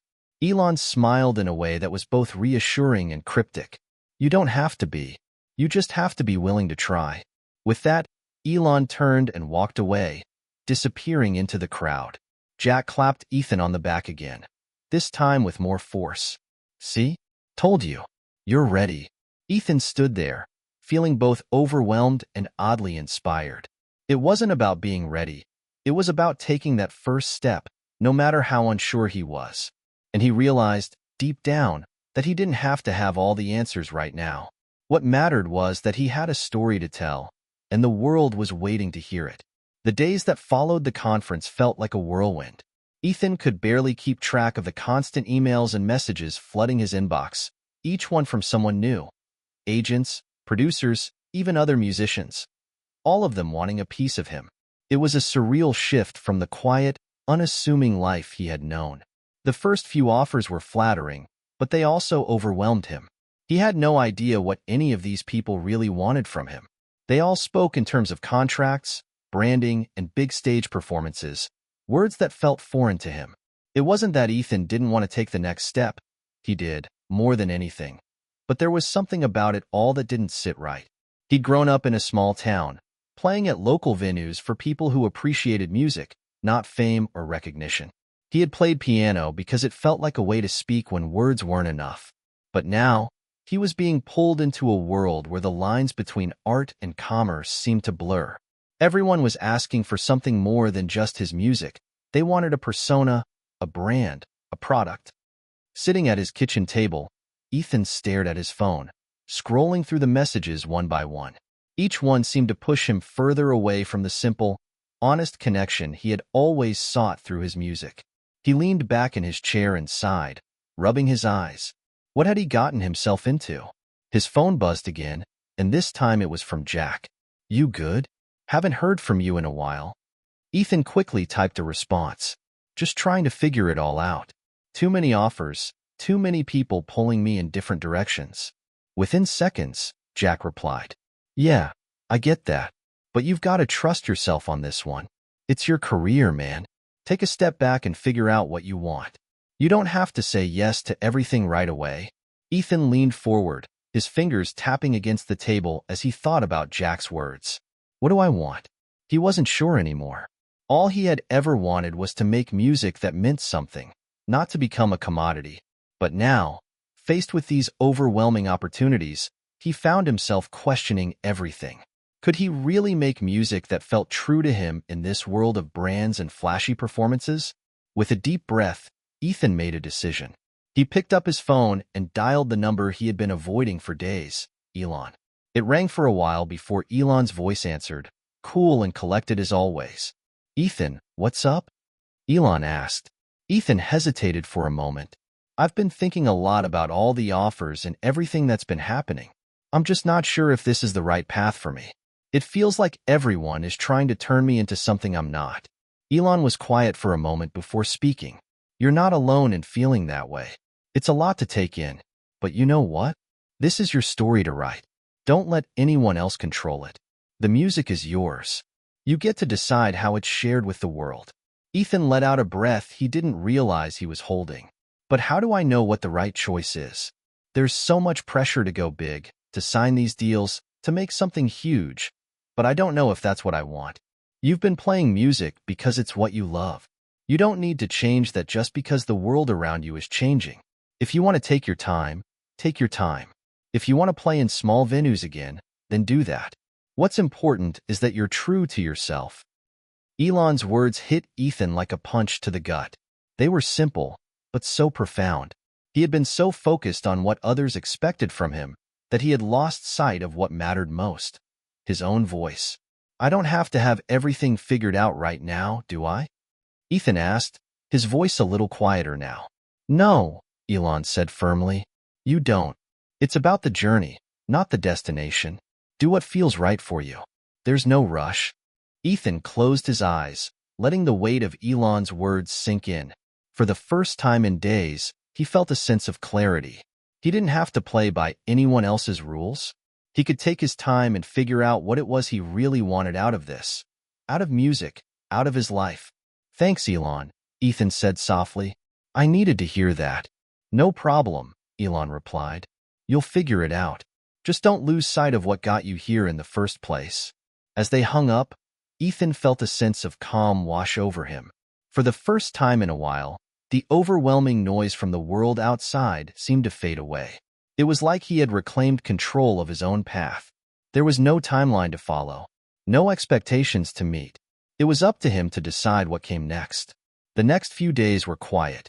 Ethan declined a few of the bigger offers that had come his way, telling the agents that he wasn't ready to make any big decisions yet. He had some smaller performances lined up at local venues, places where he could still connect with the audience on a personal level. For now, that was enough. One evening, as Ethan sat down at the piano in a cozy, dimly lit bar, he felt a sense of peace he hadn't experienced in weeks. The sounds of clinking glasses and quiet conversation faded away as he played, lost in the rhythm and the melody. There were no cameras, no audience clamoring for him to be something he wasn't. Just the music and the quiet connection it brought. It was in these small moments that Ethan remembered why he had started this journey in the first place. It wasn't about the fame or the recognition. It was about the music, about sharing something real, something meaningful, with people who appreciated it for what it was. As he played, he thought about the future. Maybe he wasn't ready for the big stage just yet. Maybe he never would be. But what mattered was that he was staying true to himself, finding his way in his own time. And that, he realized, was enough. Hit subscribe and leave a comment with where you're watching from. This story might just spark a new beginning. What's one thing that always pushes you forward, even when things get tough? The next few weeks flew by in a haze of small performances, late-night writing sessions, and the gentle hum of a routine that felt familiar. Ethan had settled into a rhythm that worked for him, playing at local venues where the crowd came for the music, not the spectacle. There was something grounding about it, the intimate setting, the people who were genuinely there to listen, not just to be seen.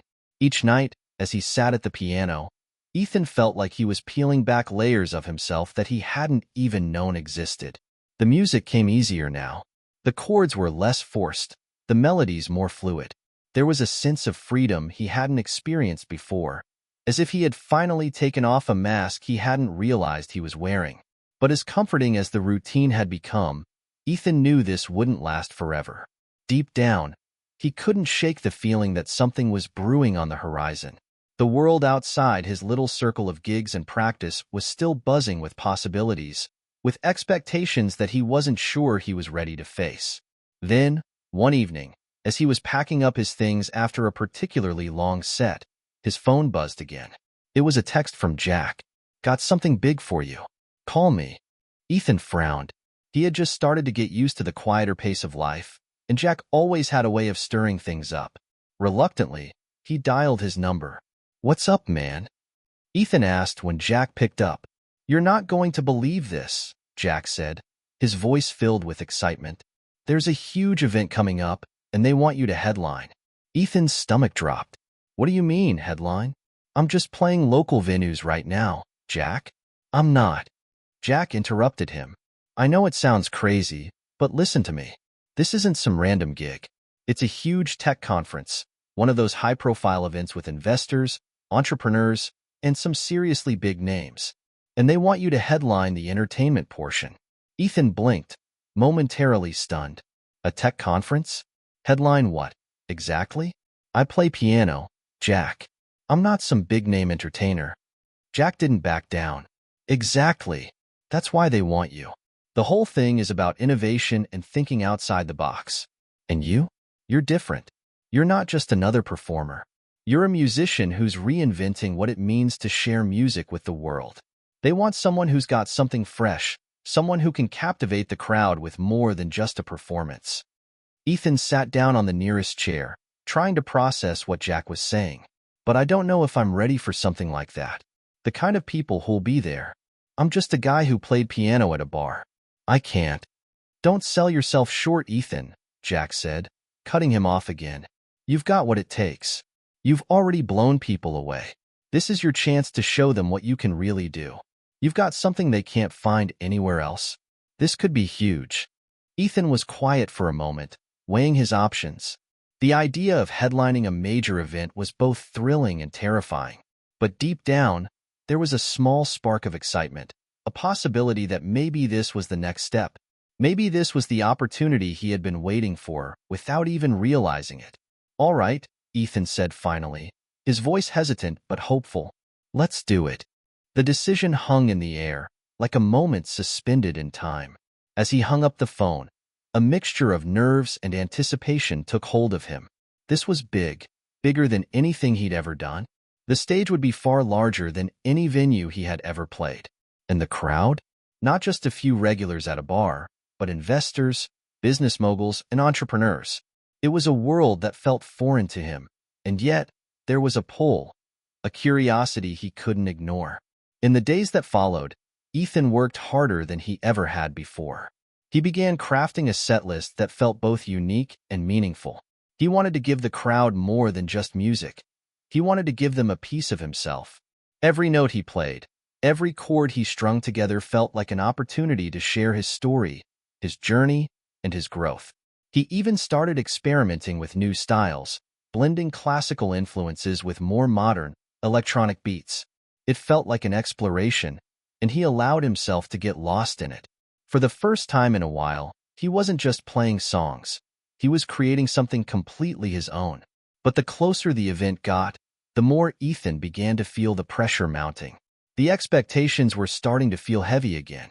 This was no longer just about playing in a small venue where he could hide behind his music. This was a chance to prove himself in front of some of the most powerful people in the industry. He had a conversation with Jack just a few days before the event, and Jack could tell that something was weighing on him. "Hey," Jack said, noticing the tension in Ethan's voice. "You're nervous, huh?" Ethan nodded. "I don't know if I can do this, Jack. This is so different from anything I've ever done. It's not just about the music anymore. There's so much at stake. I don't want to let everyone down." Jack's tone softened. "Look, I get it. But you've already done the hardest part, being yourself. You've always had the music. That's never going to change. And the people at this event? They're going to respect you for that. You don't need to be anyone else but you." Ethan took a deep breath, his fingers absently tapping on the countertop. Jack's words were comforting, but the weight of the situation was still there. "I just don't know if I'm ready for what comes after. What if this changes everything? What if I fail?" "Then you fail," Jack said bluntly, "but at least you'll know you gave it your all. Don't be afraid of what comes next. Embrace it. You've got something special, and no matter what happens, you're going to be all right." Ethan stayed quiet for a moment, letting Jack's words sink in. Deep down, he knew Jack was right. The fear would always be there, but it wasn't about avoiding it. It was about facing it head-on and trusting in his ability to adapt. Taking a deep breath, Ethan nodded. "Thanks, Jack. I think I'm starting to get it." "Good," Jack said, his voice warm. "Now go out there and show them what you've got." As the event date approached, Ethan felt a shift within himself. The nervousness didn't completely vanish, but it wasn't paralyzing anymore. Instead, it fueled him. It drove him to practice harder, to pour more of himself into his music. He wasn't sure what the future held, but for the first time in a long while, he was ready to face it. The night of the event arrived faster than Ethan had expected. He had spent the last few days preparing, practicing, and fine-tuning every detail of his set. There were moments when he felt fully confident, when the music seemed to flow effortlessly, And then there were moments of doubt, when the enormity of the situation came crashing down on him like a tidal wave. The event was being held in a sleek, modern convention center, with huge glass windows letting in the evening light. The stage was enormous, far bigger than anything Ethan had ever played on. The venue buzzed with energy, filled with tech moguls, investors, and influencers. The crowd was dressed in sharp suits, high-end dresses, and the kind of polished, professional air that screamed success. Ethan felt like a fish out of water. Backstage, he stood nervously, watching the event unfold from behind the curtains. There were tech demos, flashy presentations, and speeches from some of the most influential names in Silicon Valley. People were laughing, networking, shaking hands, completely immersed in a world Ethan had never been a part of. It all seemed so distant from the intimate, unpretentious gigs he was used to. He had spent years playing for small crowds who were there to appreciate the art, not the spectacle. Now, he was about to perform in front of a room full of people who weren't there to hear his story. They were there for the next big thing. They wanted excitement, energy, and innovation. As he paced the backstage area, Ethan couldn't shake the feeling that he didn't belong. This wasn't the world of piano bars and late-night jam sessions. It was a world where status and success were measured by numbers, by how many people knew your name. A stage manager came up to him, breaking his anxious thoughts. "You're up in 5, she said with a smile that didn't quite reach her eyes. "Everything's set. Just follow the lights, and we'll get you to the stage." Ethan nodded, trying to mask his nerves with a tight smile. As he walked toward the stage, the sound of his footsteps felt unnaturally loud against the polished floor. The lights grew brighter, and his heart began to race. The crowd's chatter started to die down as the lights dimmed. A hush fell over the room. It was his turn. The stage manager gestured to the piano, and Ethan took a deep breath before stepping onto the platform. The lights hit him, blinding him momentarily. The vast, dark room seemed to swallow him up. He sat at the piano, his fingers resting lightly on the keys, and the world fell away for a moment. All he could hear was the quiet hum of the room, the anticipation hanging thick in the air. The first few notes were tentative, almost fragile. But as the music began to fill the room, Ethan found his rhythm. He played through his set list with an intensity he hadn't expected. There were moments of sheer vulnerability when the music took over, and he felt like the only person in the room. Each note told a part of his story, his journey of self-discovery, of finding his voice in a world that was constantly trying to shape him into something else. It wasn't about impressing the crowd or meeting their expectations. It wasn't even about the opportunity in front of him. It was just about the music, about expressing something that words couldn't. For the first time in a long time, he wasn't thinking about what came after. He was simply in the moment. As the final note of his set echoed into the silence, the crowd erupted into applause. Ethan's chest tightened with a mix of relief and disbelief. He had done it.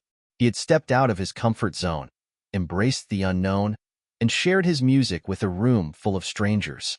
The stage manager came up to him as the applause slowly faded.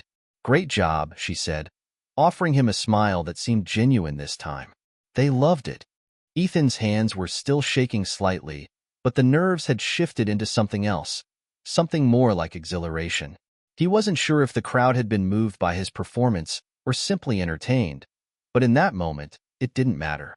He had faced his fear and come out the other side, and that, in itself, was something to be proud of. Backstage, he was met by Jack, who was practically bouncing with excitement. "Dude, that was incredible. You absolutely crushed it.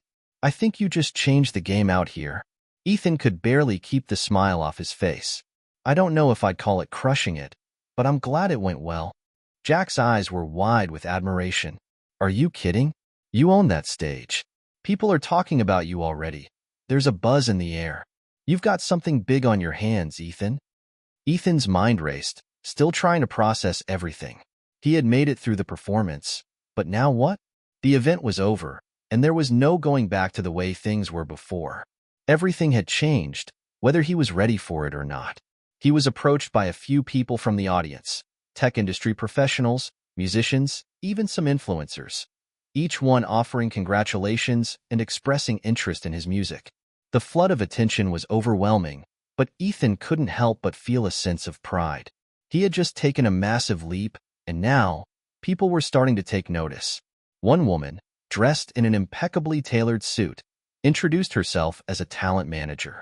"You were amazing tonight," she said with a businesslike smile. "We're always on the lookout for fresh, innovative talent. I'd love to talk about the possibility of working together." Ethan nodded politely, but the words felt distant. His mind was still back on the stage, on the feeling of being in front of the crowd, lost in the music. This was what he had been waiting for, but now that it was here, the weight of it all felt more real than ever. After a brief conversation, he excused himself and stepped outside, needing a moment alone to clear his head. The cool night air hit his face, and he leaned against the side of the building, taking deep breaths. For the first time in weeks, he didn't feel the pressure of success weighing him down. He wasn't thinking about what came next. He was simply grateful for the moment, the music, the performance, and the realization that he had made it through without losing himself along the way. As he stood there in the quiet night, a sense of peace settled over him. No matter what came next, he knew one thing for sure. He wasn't going to let anyone else define his journey. He had taken the stage as himself, unfiltered, unpolished, and unapologetic, and that was enough. In the days following the tech conference, Ethan found himself in a whirlwind of opportunities. The buzz around his performance seemed to intensify with each passing day. Emails and messages piled up, ranging from invitations to collaborate with major tech brands to offers from entertainment companies who wanted to take his music to the next level. His phone rarely stopped buzzing, and his inbox was flooded with potential partnerships. Jack had been right. The performance had changed everything. The crowd had responded, not just with applause, but with the kind of attention that artists dream of. And now, the ball was in Ethan's court. But with it came a growing sense of unease. As exhilarating as it was to be recognized, the pressure to keep up the momentum was starting to weigh on him. It had only been a few days since the event, and already, he was beginning to feel like he was caught between two worlds. The one he had built for himself through years of hard work, playing in small, intimate venues where his audience was there for the music, and the one that was now opening up in front of him, full of business deals, flashy collaborations, and a level of exposure he had never imagined.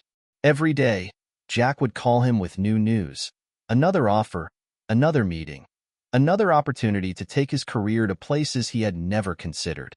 On one hand, the excitement was undeniable. Who wouldn't want to be recognized, to have the world open up like this? But on the other hand, Ethan found himself wondering if any of it was real. Was this truly the path he wanted to walk? Or was he being swept up in the tide of something bigger than himself? One evening, after another long day of meetings and emails, Ethan sat in his apartment, staring at the pile of offers on the coffee table. It felt like the whole world was suddenly interested in him. And yet, there was a part of him that felt more uncertain than ever. Was he ready to trade his authenticity for the promise of fame and fortune? Was this the life he had always dreamed of? Or had he simply been so focused on getting recognition that he hadn't stopped to ask himself if this was really the journey he wanted? He picked up his phone and texted Jack, "I need to think. I'm not sure about all of this anymore." Jack's reply came a few minutes later. "What do you mean? You're killing it, man. You're on the verge of something huge." Ethan ran a hand through his hair. He had spent so long building up to this point, but now that it was here, it didn't feel as satisfying as he had imagined. Sure, there was a sense of achievement, but it felt like it was coming from someone else's idea of success, not his own. The pressure to perform, to keep up with the demands, was starting to gnaw at him. He texted back, "I'm just not sure it's the right path for me. Everything's moving so fast, and I'm afraid of losing myself in it. What if I'm just chasing something that's not meant for me?" A long pause followed before Jack's response came in, "Look, I get it. It's a lot. But you've got a chance here. People don't just get opportunities like this. You've worked your whole life to be seen. Don't back down now. You don't have to change who you are. You just have to decide how you want to use it." Ethan put the phone down, running his fingers over the keys of his piano. Jack was right in many ways. This was a once-in-a-lifetime chance. But was it worth it? Was he willing to let the world define him, or was he going to continue defining his own path? The silence in the room felt heavier now, the weight of his decision settling over him. He had spent so long trying to prove himself, trying to be seen for the music he created. But now that he was getting that recognition, the reality was more complicated than he'd ever imagined. He stood up and walked over to the window, staring out at the city below. The lights twinkled like stars, each one representing a different possibility, a different future. Ethan knew that this was his moment, his opportunity to choose his own direction. But the question was, which direction would he choose? A knock at the door startled him. He turned to find Jack standing in the doorway, a grin plastered on his face. Ethan didn't know whether to feel relieved or more anxious. Jack, as always, was the embodiment of energy and excitement. "You've got to stop thinking so much, man," Jack said with a laugh. "You're overthinking it. Just go for it. This is your time." Ethan couldn't help but smile, though there was still a lingering doubt in his mind. But is it my time? Or is it just a chance to become someone else? Jack's grin faltered for a moment, but he quickly recovered. "Look, you're not going to lose who you are. You're not going to change. The world just wants to see what you're made of. The choice is yours, Ethan. But remember, the music is the thing that matters. Everything else? That's just noise." Ethan sat back down at his piano, his fingers hesitating over the keys. He wasn't sure if he was ready to make the decision just yet, but Jack's words rang in his ears. The music was the thing that mattered. That was the foundation. If he could hold on to that, maybe everything else would fall into place. Jack stayed for a while, chatting about the next possible gig, the next opportunity, but Ethan wasn't really listening. His thoughts were far away, focused on the melody that filled the silence. The music was the constant, the steady rhythm of his life. He couldn't let go of that. As the night wore on, Jack eventually left, still urging him to make a choice. But Ethan knew the decision wasn't one that could be rushed. He had to find the path that was truly his, not one that was dictated by external expectations. He sat there in the quiet of his apartment, the weight of his choices hanging over him. The future was wide open. But for the first time in a long time, Ethan felt ready to take his time and decide which direction he wanted to go. The days following his conversation with Jack were a blur.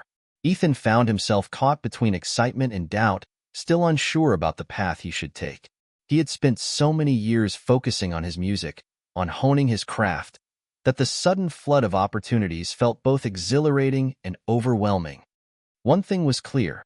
He couldn't go on living in limbo, weighed down by indecision. Something had to give. Ethan sat down at his piano again, the familiar black and white keys offering a sense of comfort amidst the uncertainty. The idea of walking away from the buzz and attention seemed absurd, almost impossible, but at the same time, the notion of continuing down a road that wasn't authentically his terrified him. He wanted to find a way to balance the opportunities with the heart of why he started making music in the first place. To connect with others, to tell his story, and to create something beautiful. That evening, he made a decision. He would not rush into anything. Instead of jumping headfirst into the world of flashy tech partnerships and entertainment deals, he would take his time to explore what it meant to be a musician in this new landscape. He would use this moment, this rare chance, to craft his own narrative. He wasn't going to let the world dictate who he became. He would shape it on his own terms. The following week, Ethan decided to decline several of the most tempting offers. They were exciting, no doubt, big names, big deals, but they didn't feel right. He wasn't ready to dive into a world that felt so far removed from the music he loved. Instead, he spent his days writing new songs, experimenting with different sounds, and rediscovering the joy of playing just for himself. One afternoon, while walking through a local park to clear his mind, Ethan got a call from a number he didn't recognize.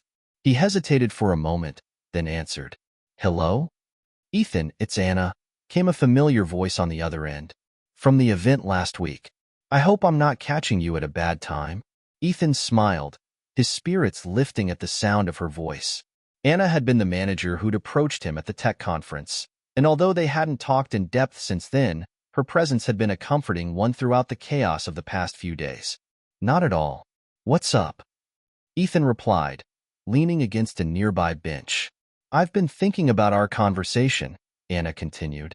I know you've got a lot of offers on the table, but I wanted to reach out personally. I think you're incredible, and I believe you've got a really unique voice that could resonate with a much wider audience. But I also respect that you want to stay true to your vision. I don't want to push you into anything that doesn't feel right." Ethan paused for a moment, surprised by her candor. She had been so professional and businesslike at the event, but this felt different, more personal, more genuine. "I appreciate that, Anna," Ethan said. "I've been doing a lot of thinking myself. I want to take my time with this. I don't want to rush into anything. I've spent years building my craft, and I don't want to lose sight of that just because the spotlight's on me." "I get it," she said with a warm laugh. "I wouldn't want that either. But I do think there's a way we can work together, on your terms. If you're open to it, I'd love to sit down and talk about how we could move forward, with you leading the way." Ethan felt a weight lift off his shoulders. This was exactly the kind of collaboration he had been hoping for, one that didn't force him to compromise on his artistry. He had been afraid of losing himself, but Anna's offer felt like the right balance between opportunity and integrity. "That sounds like something I'd be open to," Ethan said. "Let's talk more about it." They agreed to meet the following week, and as Ethan hung up the phone, he felt a renewed sense of purpose. He wasn't saying no to the opportunities that had come his way. He was simply choosing the ones that aligned with who he was and what he wanted to create. The next few months flew by in a blur of new projects, new collaborations, and new experiences. Ethan stayed true to his core values, refusing to be swept up in the whirlwind of the industry. He worked with a select few people who understood his vision, people who believed in him not just as an artist, but as a person. Slowly, he started building a team that respected his authenticity and helped him navigate the waters of success without compromising his music. And then, just when things seemed to be falling into place, Ethan received a call that would change everything. It was from none other than Elon Musk. The morning after his conversation with Anna, Ethan sat on his couch, sipping coffee and staring out the window. The calm he had felt since making his decision was quickly replaced by a mixture of anticipation and curiosity. For the first time in what seemed like ages, he had a sense of control over his own destiny. He had taken a step back to focus on his music, to stay grounded in what really mattered to him. Then, as if the universe had decided to remind him that life was full of surprises, his phone buzzed again. He glanced at the screen, expecting another message from Jack or maybe one of the companies he had declined. But this time, the name on the screen made his heart skip a beat. Elon Musk. Ethan stared at the name for several seconds, wondering if he was seeing things. He had to blink twice to make sure it wasn't a mistake. But there it was. Elon Musk. The Elon Musk. His mind was racing. He didn't know what this meant or why Musk was reaching out, but he couldn't ignore it. He answered the call, his voice betraying his anxiety. "Hello? Ethan, it's Elon," came the calm and unmistakable voice on the other end. "I hope I'm not catching you at a bad time." Ethan struggled to maintain his composure. The gravity of the situation hit him like a freight train. "No, of course not. What's up?" he managed to say, though his heart was pounding in his chest. "I've been hearing a lot about you," Elon continued, his tone measured and casual. "About your performance at the event, your music, everything. To be honest, I've been a fan of yours for a while now. I think you're onto something big, and I'd like to discuss the possibility of collaborating." Ethan's mind was spinning. A collaboration? With Elon Musk? His thoughts scrambled to catch up. He had spent the last several days focusing on making the right choices for himself, refusing to be swept away by the tide of external expectations, and now here was an offer he couldn't have predicted in a million years. Collaborating on what, exactly? Ethan asked, his voice steadier than he felt. "I have a few ideas," Musk replied, his voice still cool and thoughtful. "I'm involved in several projects where your music could play a big role. You've probably heard of Neuralink, right? And I think your sound could work well with some of the things we're doing at SpaceX, too. I'm all about pushing the boundaries, and I think you have the potential to do the same with your music." Ethan sat up straighter, his mind now racing in a different direction entirely. Neuralink, SpaceX. This wasn't just an opportunity to collaborate with a musician or tech startup. This was a chance to be a part of something truly groundbreaking. He took a moment to process, the weight of the decision settling into his chest. He had always dreamed of creating something that could change the world, something that transcended the typical boundaries of music. But this felt like a whole new realm. It was everything he had been hesitant about, and yet, it was something he couldn't ignore. "Those are some huge projects," Ethan said, his voice a little more uncertain now. "I don't know much about them, to be honest. I mean, what exactly are you envisioning here?" Musk chuckled softly on the other end. "It's not about tech and music as separate things anymore. We're entering a new era. I believe the future is one where music can be integrated with technology in ways we haven't even begun to imagine. I see potential in you because you're not just a musician, you're a creator. And I believe your artistry could help drive innovation in ways you've never thought about." Ethan didn't know what to say. The idea was both fascinating and intimidating. Could he really merge his love for music with the cutting-edge technology of companies like Neuralink and SpaceX?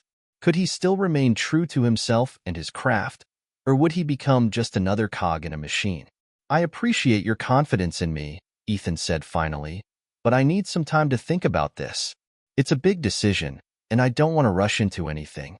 "Of course," Musk said with a rare moment of warmth in his voice. "Take your time. But know this. The future of music and technology is coming, and I think you can be a big part of it. Just think about the possibilities." As the call ended, Ethan sat in stunned silence for a few minutes, processing what had just transpired. He had imagined many things: big collaborations, life-changing decisions, opportunities. But this was next level. Jack had always encouraged him to embrace the opportunities that came his way, to go for the big wins. But it was so much bigger than what he had ever dreamed of. He had just been offered a chance to become a part of the very fabric of the future. And yet, that thought brought its own set of fears. The more he thought about it, the more daunting it seemed. Was he really ready to step into this new world, or would he risk losing himself in the process? A knock at the door pulled him from his thoughts. He opened it to find Jack standing there, practically bouncing with excitement. "Dude, I heard about the call. You've got to be freaking out, right?" Jack said, eyes wide. "Elon Musk? That's insane. This is your moment." Ethan didn't know where to start. His mind was still buzzing with the conversation, and the questions about what came next felt more urgent than ever. "I don't know, Jack," Ethan admitted, his voice quieter than usual. "I'm excited, but also terrified.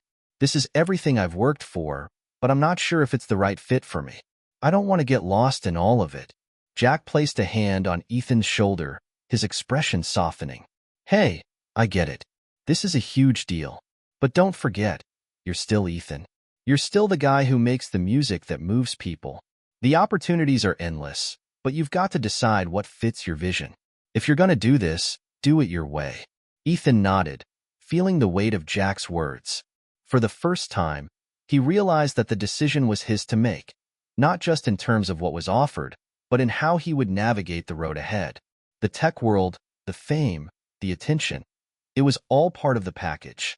But ultimately, it was up to him to decide how much of it he wanted, and how much he was willing to shape into something that felt authentic. With a deep breath, Ethan turned back to his piano, the familiar comfort of the keys settling him. Whatever he decided, he knew one thing for sure. He had the power to shape his own future. The days following his conversation with Elon Musk were a whirlwind of thoughts and emotions for Ethan. His phone buzzed constantly with messages from his manager, Jack, and a few others who had caught wind of the call. As the world around him seemed to buzz with excitement over the possibilities, Ethan found himself retreating further into his own mind, wrestling with the magnitude of the decision he had to make. The offers from Elon were massive, potentially life-changing. They represented everything he had ever wanted: fame, fortune, innovation. But there was something about them that made him uneasy. Ethan had always been a dreamer, but he had also been grounded in a deep love for music, the simple, raw power of creating something that resonated with people. The idea of collaborating with Musk was exciting, but also terrifying.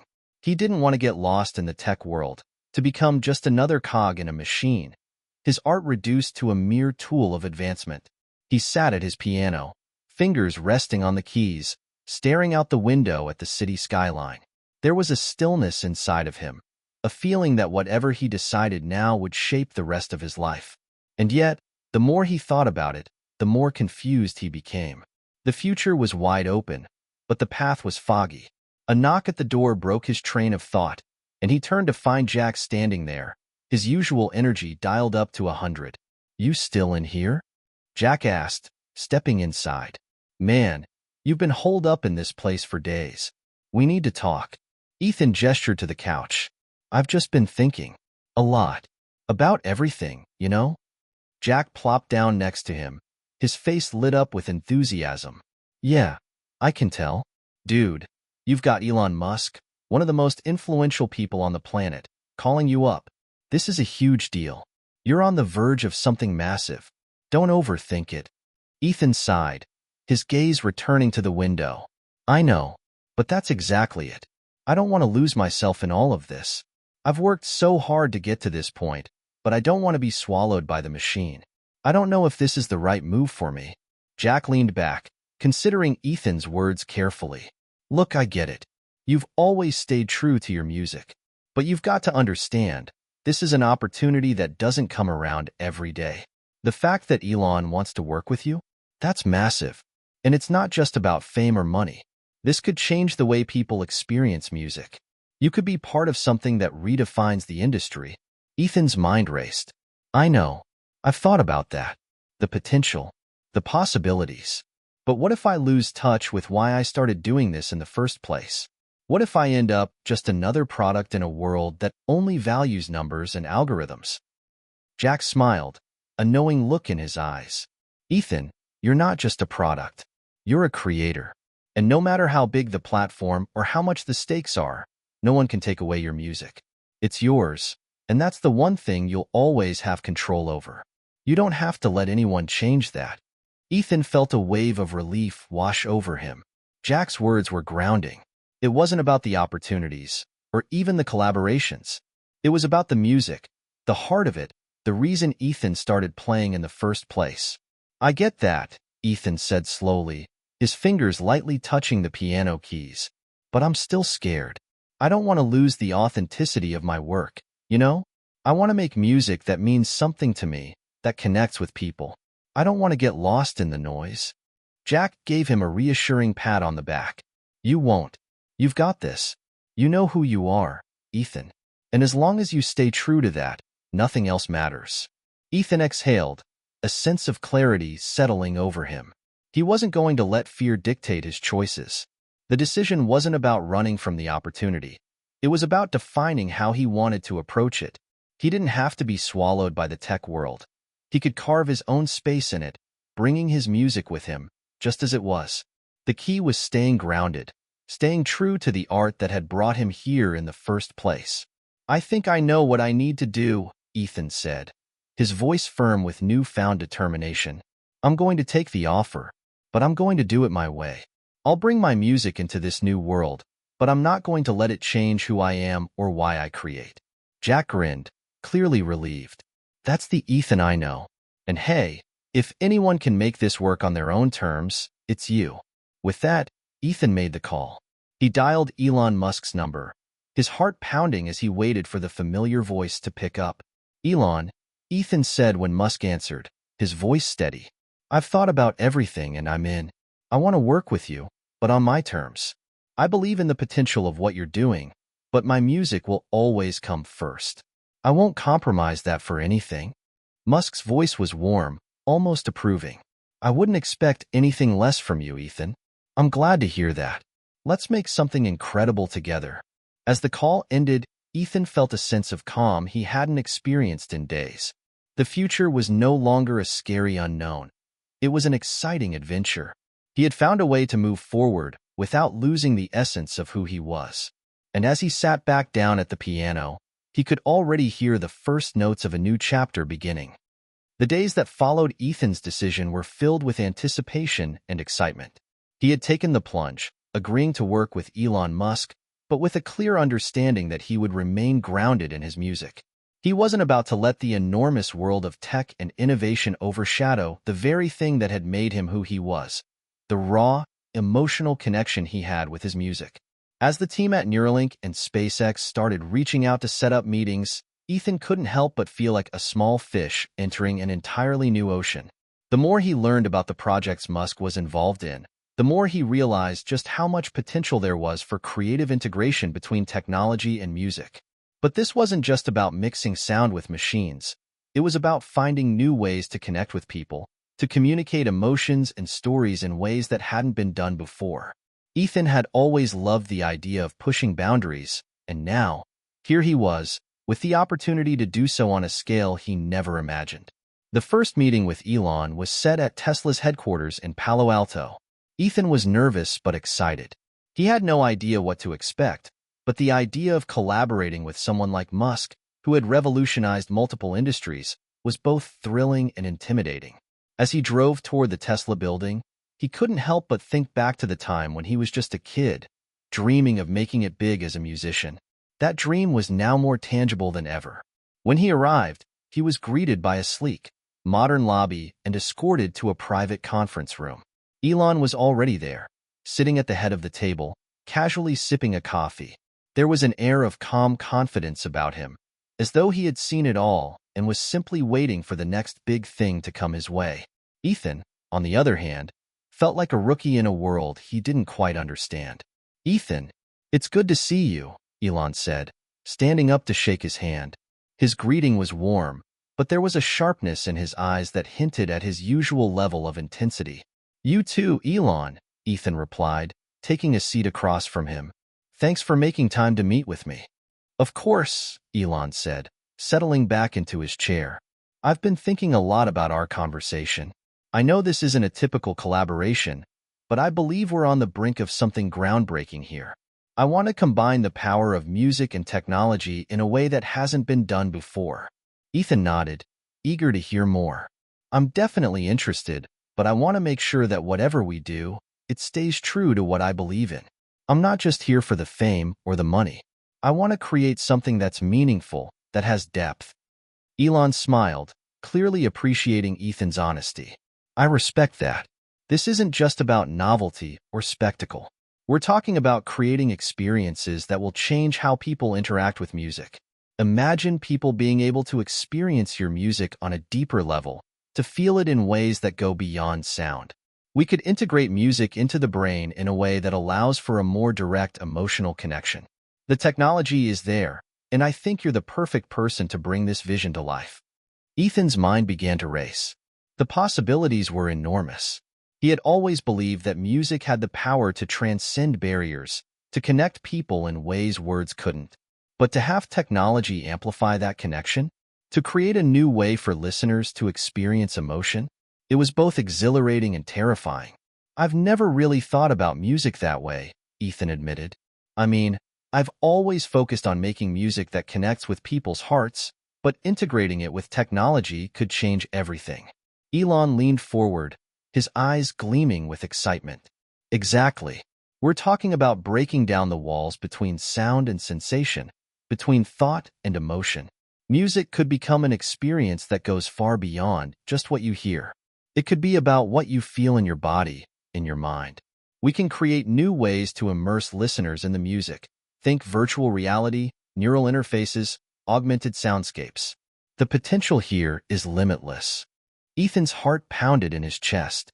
He had always dreamed of making music that touched people on a profound level, and now, this vision was coming to life in a way he never could have imagined.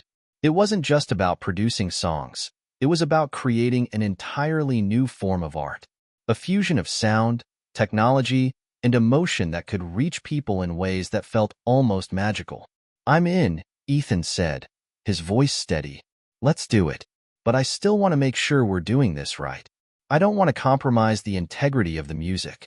I want it to be something that connects with people, something real." Elon smiled, clearly pleased. "I wouldn't have it any other way. We'll do this together, with your vision at the core." The meeting ended with a handshake, and Ethan left Tesla's headquarters feeling more invigorated than ever. He had taken the first step into a new world, but it wasn't a world that was going to change who he was. It was a world where his art could evolve and reach new heights. As he drove back to his apartment, Ethan's mind continued to race. This was the beginning of something extraordinary, a journey that would stretch the limits of what he thought was possible. But through it all, he would remain true to the one thing that had always guided him: the music. The weeks that followed the meeting at Tesla's headquarters felt like a blur for Ethan. The excitement of the collaboration had started to settle into a rhythm, as he found himself working closely with the team from Neuralink and SpaceX. The scope of the project was vast, and the implications were even bigger than he had originally thought. They started small. Initial brainstorming sessions were a blend of science and creativity, where music met technology in ways that felt like the future had arrived. Ethan worked alongside engineers, neuroscientists, and tech experts, but at the heart of the team's mission was something that he could understand deeply: the power of music to evoke emotion and transcend the limitations of language. One of the first ideas they explored was creating a system that would allow listeners to experience music not just through their ears, but through their entire bodies. The idea was to merge sound with physical sensation, so that the rhythm, the melody, and the harmony could be felt in a person's bones, through vibrations, electromagnetic pulses, or even through neural connections. Ethan had always loved the idea of creating music that resonated in people's hearts, but now, it felt like the possibility of making music that could be physically felt was within reach. It wasn't just about the sound anymore. It was about the experience of the music as a living, breathing force. But the technology was far from simple. As he worked with the team, Ethan quickly realized just how much went into making this vision a reality. There were prototypes to test, software to develop, and a million details to iron out. It was exhilarating but overwhelming, as the dream of blending art with technology was being realized in a very tangible, very technical way. One evening, after a long day of meetings, Ethan was sitting at a table with Elon, discussing the next phase of the project. They were in a sleek, futuristic conference room at one of SpaceX's facilities, with a view of the stars stretching out into the night sky. The calm, quiet atmosphere was a stark contrast to the whirlwind of ideas and innovation happening inside the building. "I've been thinking about the next step," Elon said, his voice calm but intent. "We've made some great progress, but there's still a lot of work to do. The interface we're creating could change the way people experience not just music, but all forms of art. Imagine a world where people can truly feel what they hear, where they can engage with art on a physical level." Ethan leaned back in his chair, taking it all in. It was one thing to dream of changing the world with music, but this felt like stepping into a new dimension of creativity. He had always believed that music had the ability to make people feel something deep inside. Now, he was going to help create a future where that connection could transcend the senses. "I've always believed that music can change the way we feel about the world," Ethan said thoughtfully. "But this is something different. This is about taking that connection and giving people a way to experience it in a way they've never been able to before. It's like we're creating a bridge between the mind and the body." Elon nodded, clearly pleased with Ethan's insight. "Exactly. And we're just getting started. The potential to connect on an emotional, physical, and even neurological level is enormous. Imagine people listening to your music, and it's not just filling their ears, but it's connecting with them in ways they've never imagined. Music can heal, it can inspire, it can elevate. And with this technology, it can do even more." Ethan felt a surge of excitement. The potential was dizzying. He had always believed that music was the most powerful form of communication, but now he was seeing a future where that communication could be deeper, more immersive, and more profound than he had ever imagined. There was a beauty to this, an elegance in blending technology with art in a way that didn't diminish either, but instead enhanced both. But with this excitement also came a pressure that Ethan hadn't anticipated. As the team moved closer to launching the first prototype, he realized that this wasn't just about creating a new sound experience. It was about creating a whole new paradigm for how the world interacted with music. He had the weight of this responsibility on his shoulders, knowing that his decisions and his creativity could influence the future of an entire industry. As they discussed the next steps, a familiar face walked into the room. Anna, Ethan's longtime friend and now business partner, had flown in from New York to see how the project was progressing. Seeing her instantly brought him a sense of calm, a reminder that no matter how big the world became, There were people who had always believed in him and supported him. Anna, Ethan greeted her, smiling warmly. I'm glad you could make it. Things are moving fast around here. Anna gave him a reassuring look. I can tell. This place is a madhouse. But it looks like you're really onto something here, Ethan. I've been keeping up with everything, and I can't wait to see how this all turns out. Ethan's mind was still buzzing with everything they had just discussed, but having Anna there gave him a sense of perspective. She had always been his sounding board, the one person who could keep him grounded when things got overwhelming. You know, Anna said, sitting down next to him, I've been thinking about the kind of impact you're going to have with this project. You've always wanted to change the world with your music. But this is bigger than anything you could have imagined. You're creating a whole new way for people to experience art. Ethan smiled at her, grateful for her constant support.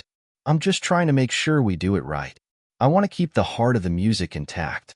I don't want to lose sight of what brought me here in the first place. Anna placed a hand on his shoulder, offering him a grounding touch.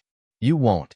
As long as you stay true to yourself, you'll always keep that connection. This is just the next step, Ethan. It's a huge one, but it's still part of your journey. The world needs this, and you're the one who can bring it to them. For the first time since the project had started, Ethan felt a deep sense of peace. The path ahead was unclear, filled with challenges and uncertainties, but there was something undeniably exciting about it. He was about to help change the way people interacted with music, and in doing so, perhaps even change the way people connected with each other. As the meeting wrapped up and they continued discussing the technical details of the next phase, Ethan couldn't help but feel that he was on the edge of something extraordinary. The future was coming, and he was ready to shape it. Ethan had always loved the magic of music, the way a single note could shift your mood, how a melody could carry you across time and space, and how a rhythm could tap into something deep within you. But now, in the sterile, futuristic labs of SpaceX and Neuralink, he was about to see his art transcend its traditional boundaries. The team had begun developing the first prototype, a neural interface that would allow listeners to not just hear music, but to feel it. It was a concept so ambitious that it seemed more like science fiction than reality. But here, in a sleek, chrome-lit room, the pieces were slowly coming together. The prototype, still in its early stages, was a combination of cutting-edge neurotechnology and Ethan's music. The idea was to create a system that could directly stimulate the sensory areas of the brain, stimulating feelings of joy, sorrow, or exhilaration in a way that was more intimate than any traditional method of music consumption. The system would create a direct connection between the music and the listener's body and mind. They had started testing it with simple soundscapes, basic beats, and rhythms. But Ethan's job was to inject soul into it, to give it life. He was tasked with composing music that could be felt in ways it had never been before. The first test had been a simple demonstration, a track he'd written over the past few days. He had written it with a clear goal in mind, to create an emotional connection, something that would make listeners feel as if the music was alive in their bones. As he sat at the control panel, watching the first participant hook themselves up to the interface, he felt a flutter of nervousness. This was uncharted territory.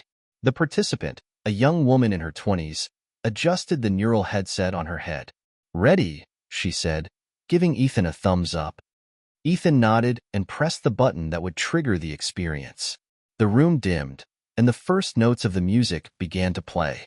The sound was soft at first, but soon it grew. Ethan could see the woman's fingers twitching, her breathing syncing with the rhythm. It was like the music wasn't just coming from the speakers. It was pulsing through her, vibrating in her chest, guiding her. Minutes passed, and Ethan watched intently, his heart pounding. The woman's body language shifted. She seemed to be smiling, and her eyes fluttered closed. It wasn't just the music she was hearing, it was the experience of it. The interface was doing its job, translating Ethan's music into something that was felt, not just listened to. When the song ended, the woman pulled off the headset, her eyes wide with amazement. "I could feel it," she said, her voice trembling. "It was like the music was inside me, not just in my ears. It was like I could feel the emotion in every note. I don't know how to explain it." Ethan's heart raced. This was it. This was the moment when everything had come together. The music wasn't just art anymore. It was a direct connection to the soul. He had always believed that music was a bridge between people, a way to share emotion. But now, with the technology at his fingertips, he was beginning to realize that it could be more than that. It could touch people in ways they had never imagined. Elon Musk, who had been observing the test from the side, stepped forward with a smile. "It's working," he said, his voice filled with excitement. "This is the beginning of something truly revolutionary." Ethan let out a breath he hadn't realized he was holding. He looked at the young woman, who was still processing the experience, then turned back to Elon. "This is just the start, right?" Elon nodded. "Exactly. We're still refining the technology, but this is the proof of concept. Imagine a world where every piece of music could create that same visceral, emotional connection. We're on the cusp of making that a reality." As the testing continued, Ethan couldn't help but feel a deep sense of satisfaction. The first step had been completed, and it was everything they'd hoped for. But this was just the beginning. The world wasn't ready for what was coming. He was about to create a future where music could be felt in ways people had never dreamed. The next few weeks were a whirlwind of progress. The team at Neuralink and SpaceX worked tirelessly to perfect the interface, refining the algorithms and expanding the capabilities of the neural technology. Ethan, meanwhile, worked just as hard to compose the music that would accompany it. Every track he created was carefully designed to evoke a range of emotions, each piece a journey in itself, crafted to help push the boundaries of what people thought was possible with music. But with all the breakthroughs came complications. As the technology advanced, the stakes got higher. Elon, with his usual intensity, pushed the team to think bigger, to go farther. But the more they achieved, the more questions arose. What would it mean for artists if music could be experienced like this? What impact would it have on the way people consumed art? Would it bring them closer to the music, or would it distance them from it? These questions weighed heavily on Ethan. He loved the idea of helping people experience music in such an immersive way, but he couldn't ignore the fear that this kind of technology might overshadow the raw, organic experience of creating and listening to music. What would happen to the purity of the art when it could be controlled to such an extent? One evening, as Ethan sat alone in the studio, playing through a new composition, his phone buzzed with a text from Anna. "We need to talk. It's important." Ethan felt a knot form in his stomach. He had a feeling he knew what this was about. Anna had been following the progress of the project closely, and if there was one person who could see things from all angles, it was her. He called her back immediately. "Hey, what's up?" "Ethan," Anna said, her voice calm but serious. "I've been talking to some people in the industry. There's a lot of excitement about what you're doing, but there's also a lot of concern. People are worried that this technology could change the way music is created and experienced in ways we can't predict. There's a risk that it could become too mechanical." Ethan leaned back in his chair, staring out the window at the sprawling city below. "I've been thinking the same thing," he admitted. "It's all so new. I love the idea of connecting with people on a deeper level, but I don't want to lose the soul of the music. What happens when art becomes so intertwined with technology that it's no longer art? It's just data." Anna was silent for a moment, letting his words sink in. "You're the one who can make sure that doesn't happen. As long as you stay true to your vision, this project can be the future of music without losing the heart of it. You just have to remember why you started in the first place." Ethan smiled, grateful for Anna's steady voice of reason. "Yeah, you're right. I just needed to hear it." As the days passed and the project continued to evolve, Ethan knew that the real challenge wasn't just about creating the technology. It was about ensuring that the music, the essence of it, remained as raw and real as it had ever been. The excitement around the project was reaching fever pitch. The news had spread like wildfire, and the press was abuzz with speculation. Ethan and Elon had made the decision to debut the technology at a high-profile event, the biggest launch party SpaceX had ever thrown, complete with a demonstration of the neural interface and, of course, a live performance featuring Ethan's music. As Ethan walked through the backstage area of the sprawling, high-tech arena, he felt a mix of exhilaration and nervousness. The event was just hours away, and he was facing one of the most pivotal moments of his career. There were so many unknowns. How would the audience react? Would the technology live up to its promises? And, most importantly, would his music connect with them in the way he'd envisioned? Elon appeared beside him, his usual calm and confident demeanor unchanged despite the enormous stakes. "Ready for the big night?" he asked, offering Ethan a slight grin. Ethan smiled back, though he couldn't shake the nerves buzzing in his chest. "I think so. It's just, this is bigger than anything I've ever done." "I know," Elon replied. "But that's the point, isn't it? We're not just showing them music. We're showing them the future of music. What you're about to do tonight will change the way the world experiences art forever." Ethan nodded, taking a deep breath. He had always known that music had the power to change lives, to connect people in ways that words never could. But this was something entirely different. It wasn't just about hearing music. It was about feeling it, embodying it. It was about an experience that transcended everything he'd known. "Let's make sure we don't lose the heart of it, though," Ethan said, his voice quieter. "I want them to feel the music, but I also want them to know it's coming from a place of honesty and emotion, not just technology." Elon nodded seriously. "I trust you to keep the integrity of the art. We're just the ones helping you give it a new life. But remember, this is as much about the emotion you put into the music as it is about the tech behind it." As they made their way to the stage, the arena was buzzing with anticipation. Thousands of people were already seated, and there was a palpable energy in the air. Ethan couldn't help but be taken aback by the magnitude of the event.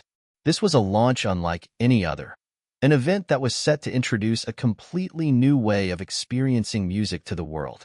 He stepped backstage, where the team was making final preparations. The neural interfaces were being hooked up to the audience's seats, each one calibrated to allow the listeners to feel the music in real time. It was an elaborate setup, but Ethan knew it was worth it. "This is it," he said, looking out over the stage from behind the curtains. "This is what we've been working toward." Elon clapped him on the back. "Let's make history." The lights dimmed, and a hush fell over the crowd. Ethan stood in the wings, the sound of his heart thundering in his ears. The band was ready. The audience was ready. And now, it was his turn to take the stage.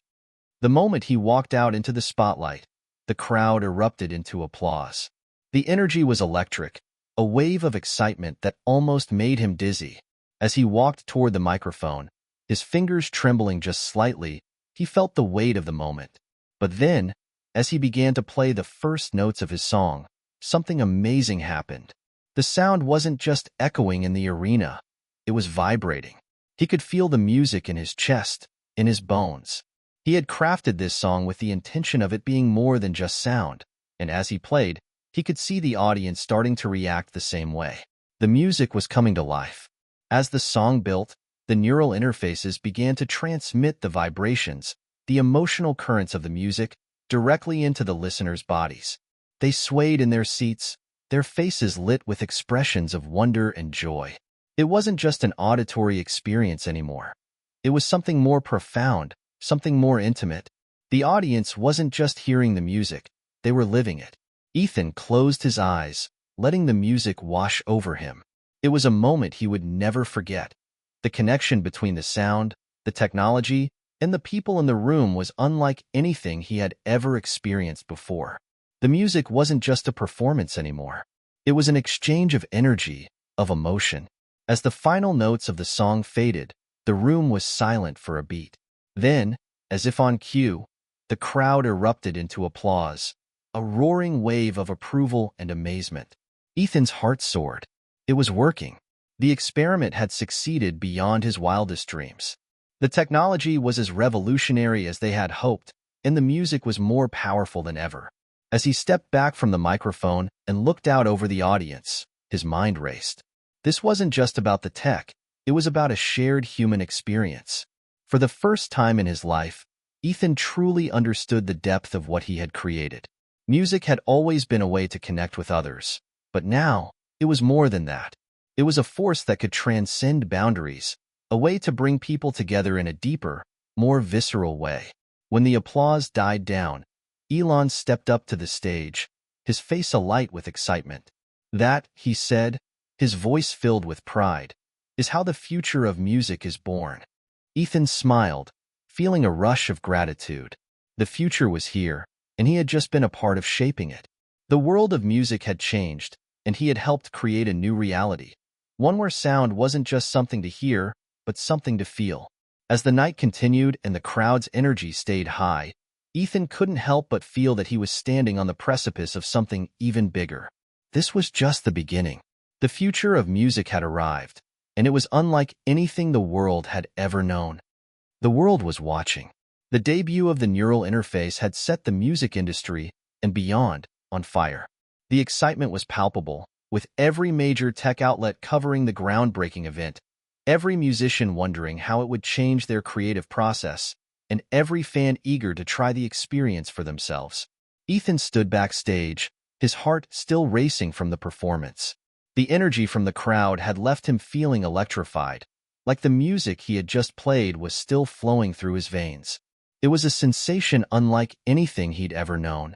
But now, as the lights of the arena flickered and the reality of what had just occurred settled in, a new question loomed large in his mind. What comes next? Elon had been quick to grab the spotlight after the performance, speaking to the press and praising the team for their work. Ethan, however, had retreated into the shadows. While he was grateful for everything that had led to this moment, there was something deeper pulling at him. He hadn't yet fully processed the implications of what he had just created. The crowd had loved it, the technology had exceeded expectations, and the future seemed brighter than ever. But Ethan felt a growing sense of unease. A quiet voice that kept whispering, "Is this what you truly want?" He had dedicated his life to music. The raw, unfiltered power of it, the emotion, the connection, the magic that arose from a simple melody. Now, with the neural interface allowing people to physically feel his music, that magic was being amplified, yes, but it was also being controlled, manipulated, and transformed into something that could be mass-produced, distributed, and commodified. Music had always been a personal, intimate experience for him. But now, in a way, it was being packaged into something that felt almost too perfect. Elon approached him, his smile wide and genuine. "Ethan, you did it. You're a pioneer. The world will never experience music the same way again." Ethan forced a smile, trying to match his excitement. "Yeah, it's incredible. But do you ever wonder what we've done?" Elon raised an eyebrow, his expression shifting from celebration to curiosity. "What do you mean?" "I don't know," Ethan said, shaking his head. "It's just this technology is amazing, don't get me wrong. But I've spent my whole life creating music the old way, the raw way. And now it feels like we've turned it into something almost too controlled, too precise. People won't experience music in the same way anymore. It's not just about listening anymore. It's about feeling and controlling and, well, what happens when we take all the spontaneity out of it?" Elon stood silently for a moment, processing his words. "You're worried about the loss of the organic experience," he said, nodding slowly. "I get it. I've heard that from a few people. But, Ethan, think about it. This is still your music. It's still coming from your soul, your creativity. It's just reaching people in a more direct, more immersive way." "I know," Ethan replied. "But what about the musicians who can't afford this tech? What about the purity of music? Is there a risk that everything will become about tech and not about the art itself?" Elon's face softened as he placed a hand on Ethan's shoulder. "The tech doesn't take away the art, Ethan. It amplifies it. Music, at its core, is about connection. You've just found a way to help people connect to it in a deeper way. That's what matters. It's still your music. The soul of it is intact." Ethan sighed, gazing out over the arena that was now emptying, the echoes of applause still lingering in the air. The crowd had loved it. But could they have loved it for the right reasons? "You're right," Ethan said finally, though doubt still lingered in his voice. I guess I'm afraid of losing what made music so magical in the first place. The vulnerability, the imperfection, the rawness." Elon smiled again, this time with a deeper understanding. "The rawness doesn't disappear, Ethan. You're still creating that. The tech just helps people feel it. There's room for both. And the world needs that." It needs what you're offering. As the conversation ended, Ethan found himself alone in the quiet backstage, his thoughts swirling. He had seen the way the audience reacted, the way the music had connected with them on a level that went far beyond just entertainment. But he also saw the way technology was creeping into the art, transforming it into something that, while extraordinary, could also become mechanical, transactional. His phone buzzed in his pocket. It was a message from Anna. "I've been thinking a lot about the project. There's something you need to consider. Maybe it's time to make a choice. You've got two paths ahead. One that embraces this new world, the other that stays true to your roots. What's more important to you?" Ethan read the message twice. Anna was right. There were two paths in front of him. One path led toward a future where music could be felt and experienced in ways that were previously unimaginable. An evolution of art, pushing boundaries and reaching millions. The other path was rooted in the raw, imperfect art form he had always known, the one that was built on the personal connection between creator and listener. It wasn't an easy choice, but in that moment, standing in the quiet of the arena, Ethan knew that it wasn't about choosing one over the other. It was about finding a balance, integrating the power of technology with the soul of his music. He didn't have to abandon one for the other. He could push boundaries, yes, but he could do it with authenticity. Music, after all, had always been about evolution. The trick was ensuring it never lost the heart that made it what it was. As Ethan walked off the stage, his mind was made up. The future of music had arrived, but it didn't have to be perfect. It just had to be real. And that's exactly what he was going to continue creating. Hit subscribe and leave a comment with where you're watching from. This story might just spark a new beginning. What's one thing that always pushes you forward, even when things get tough?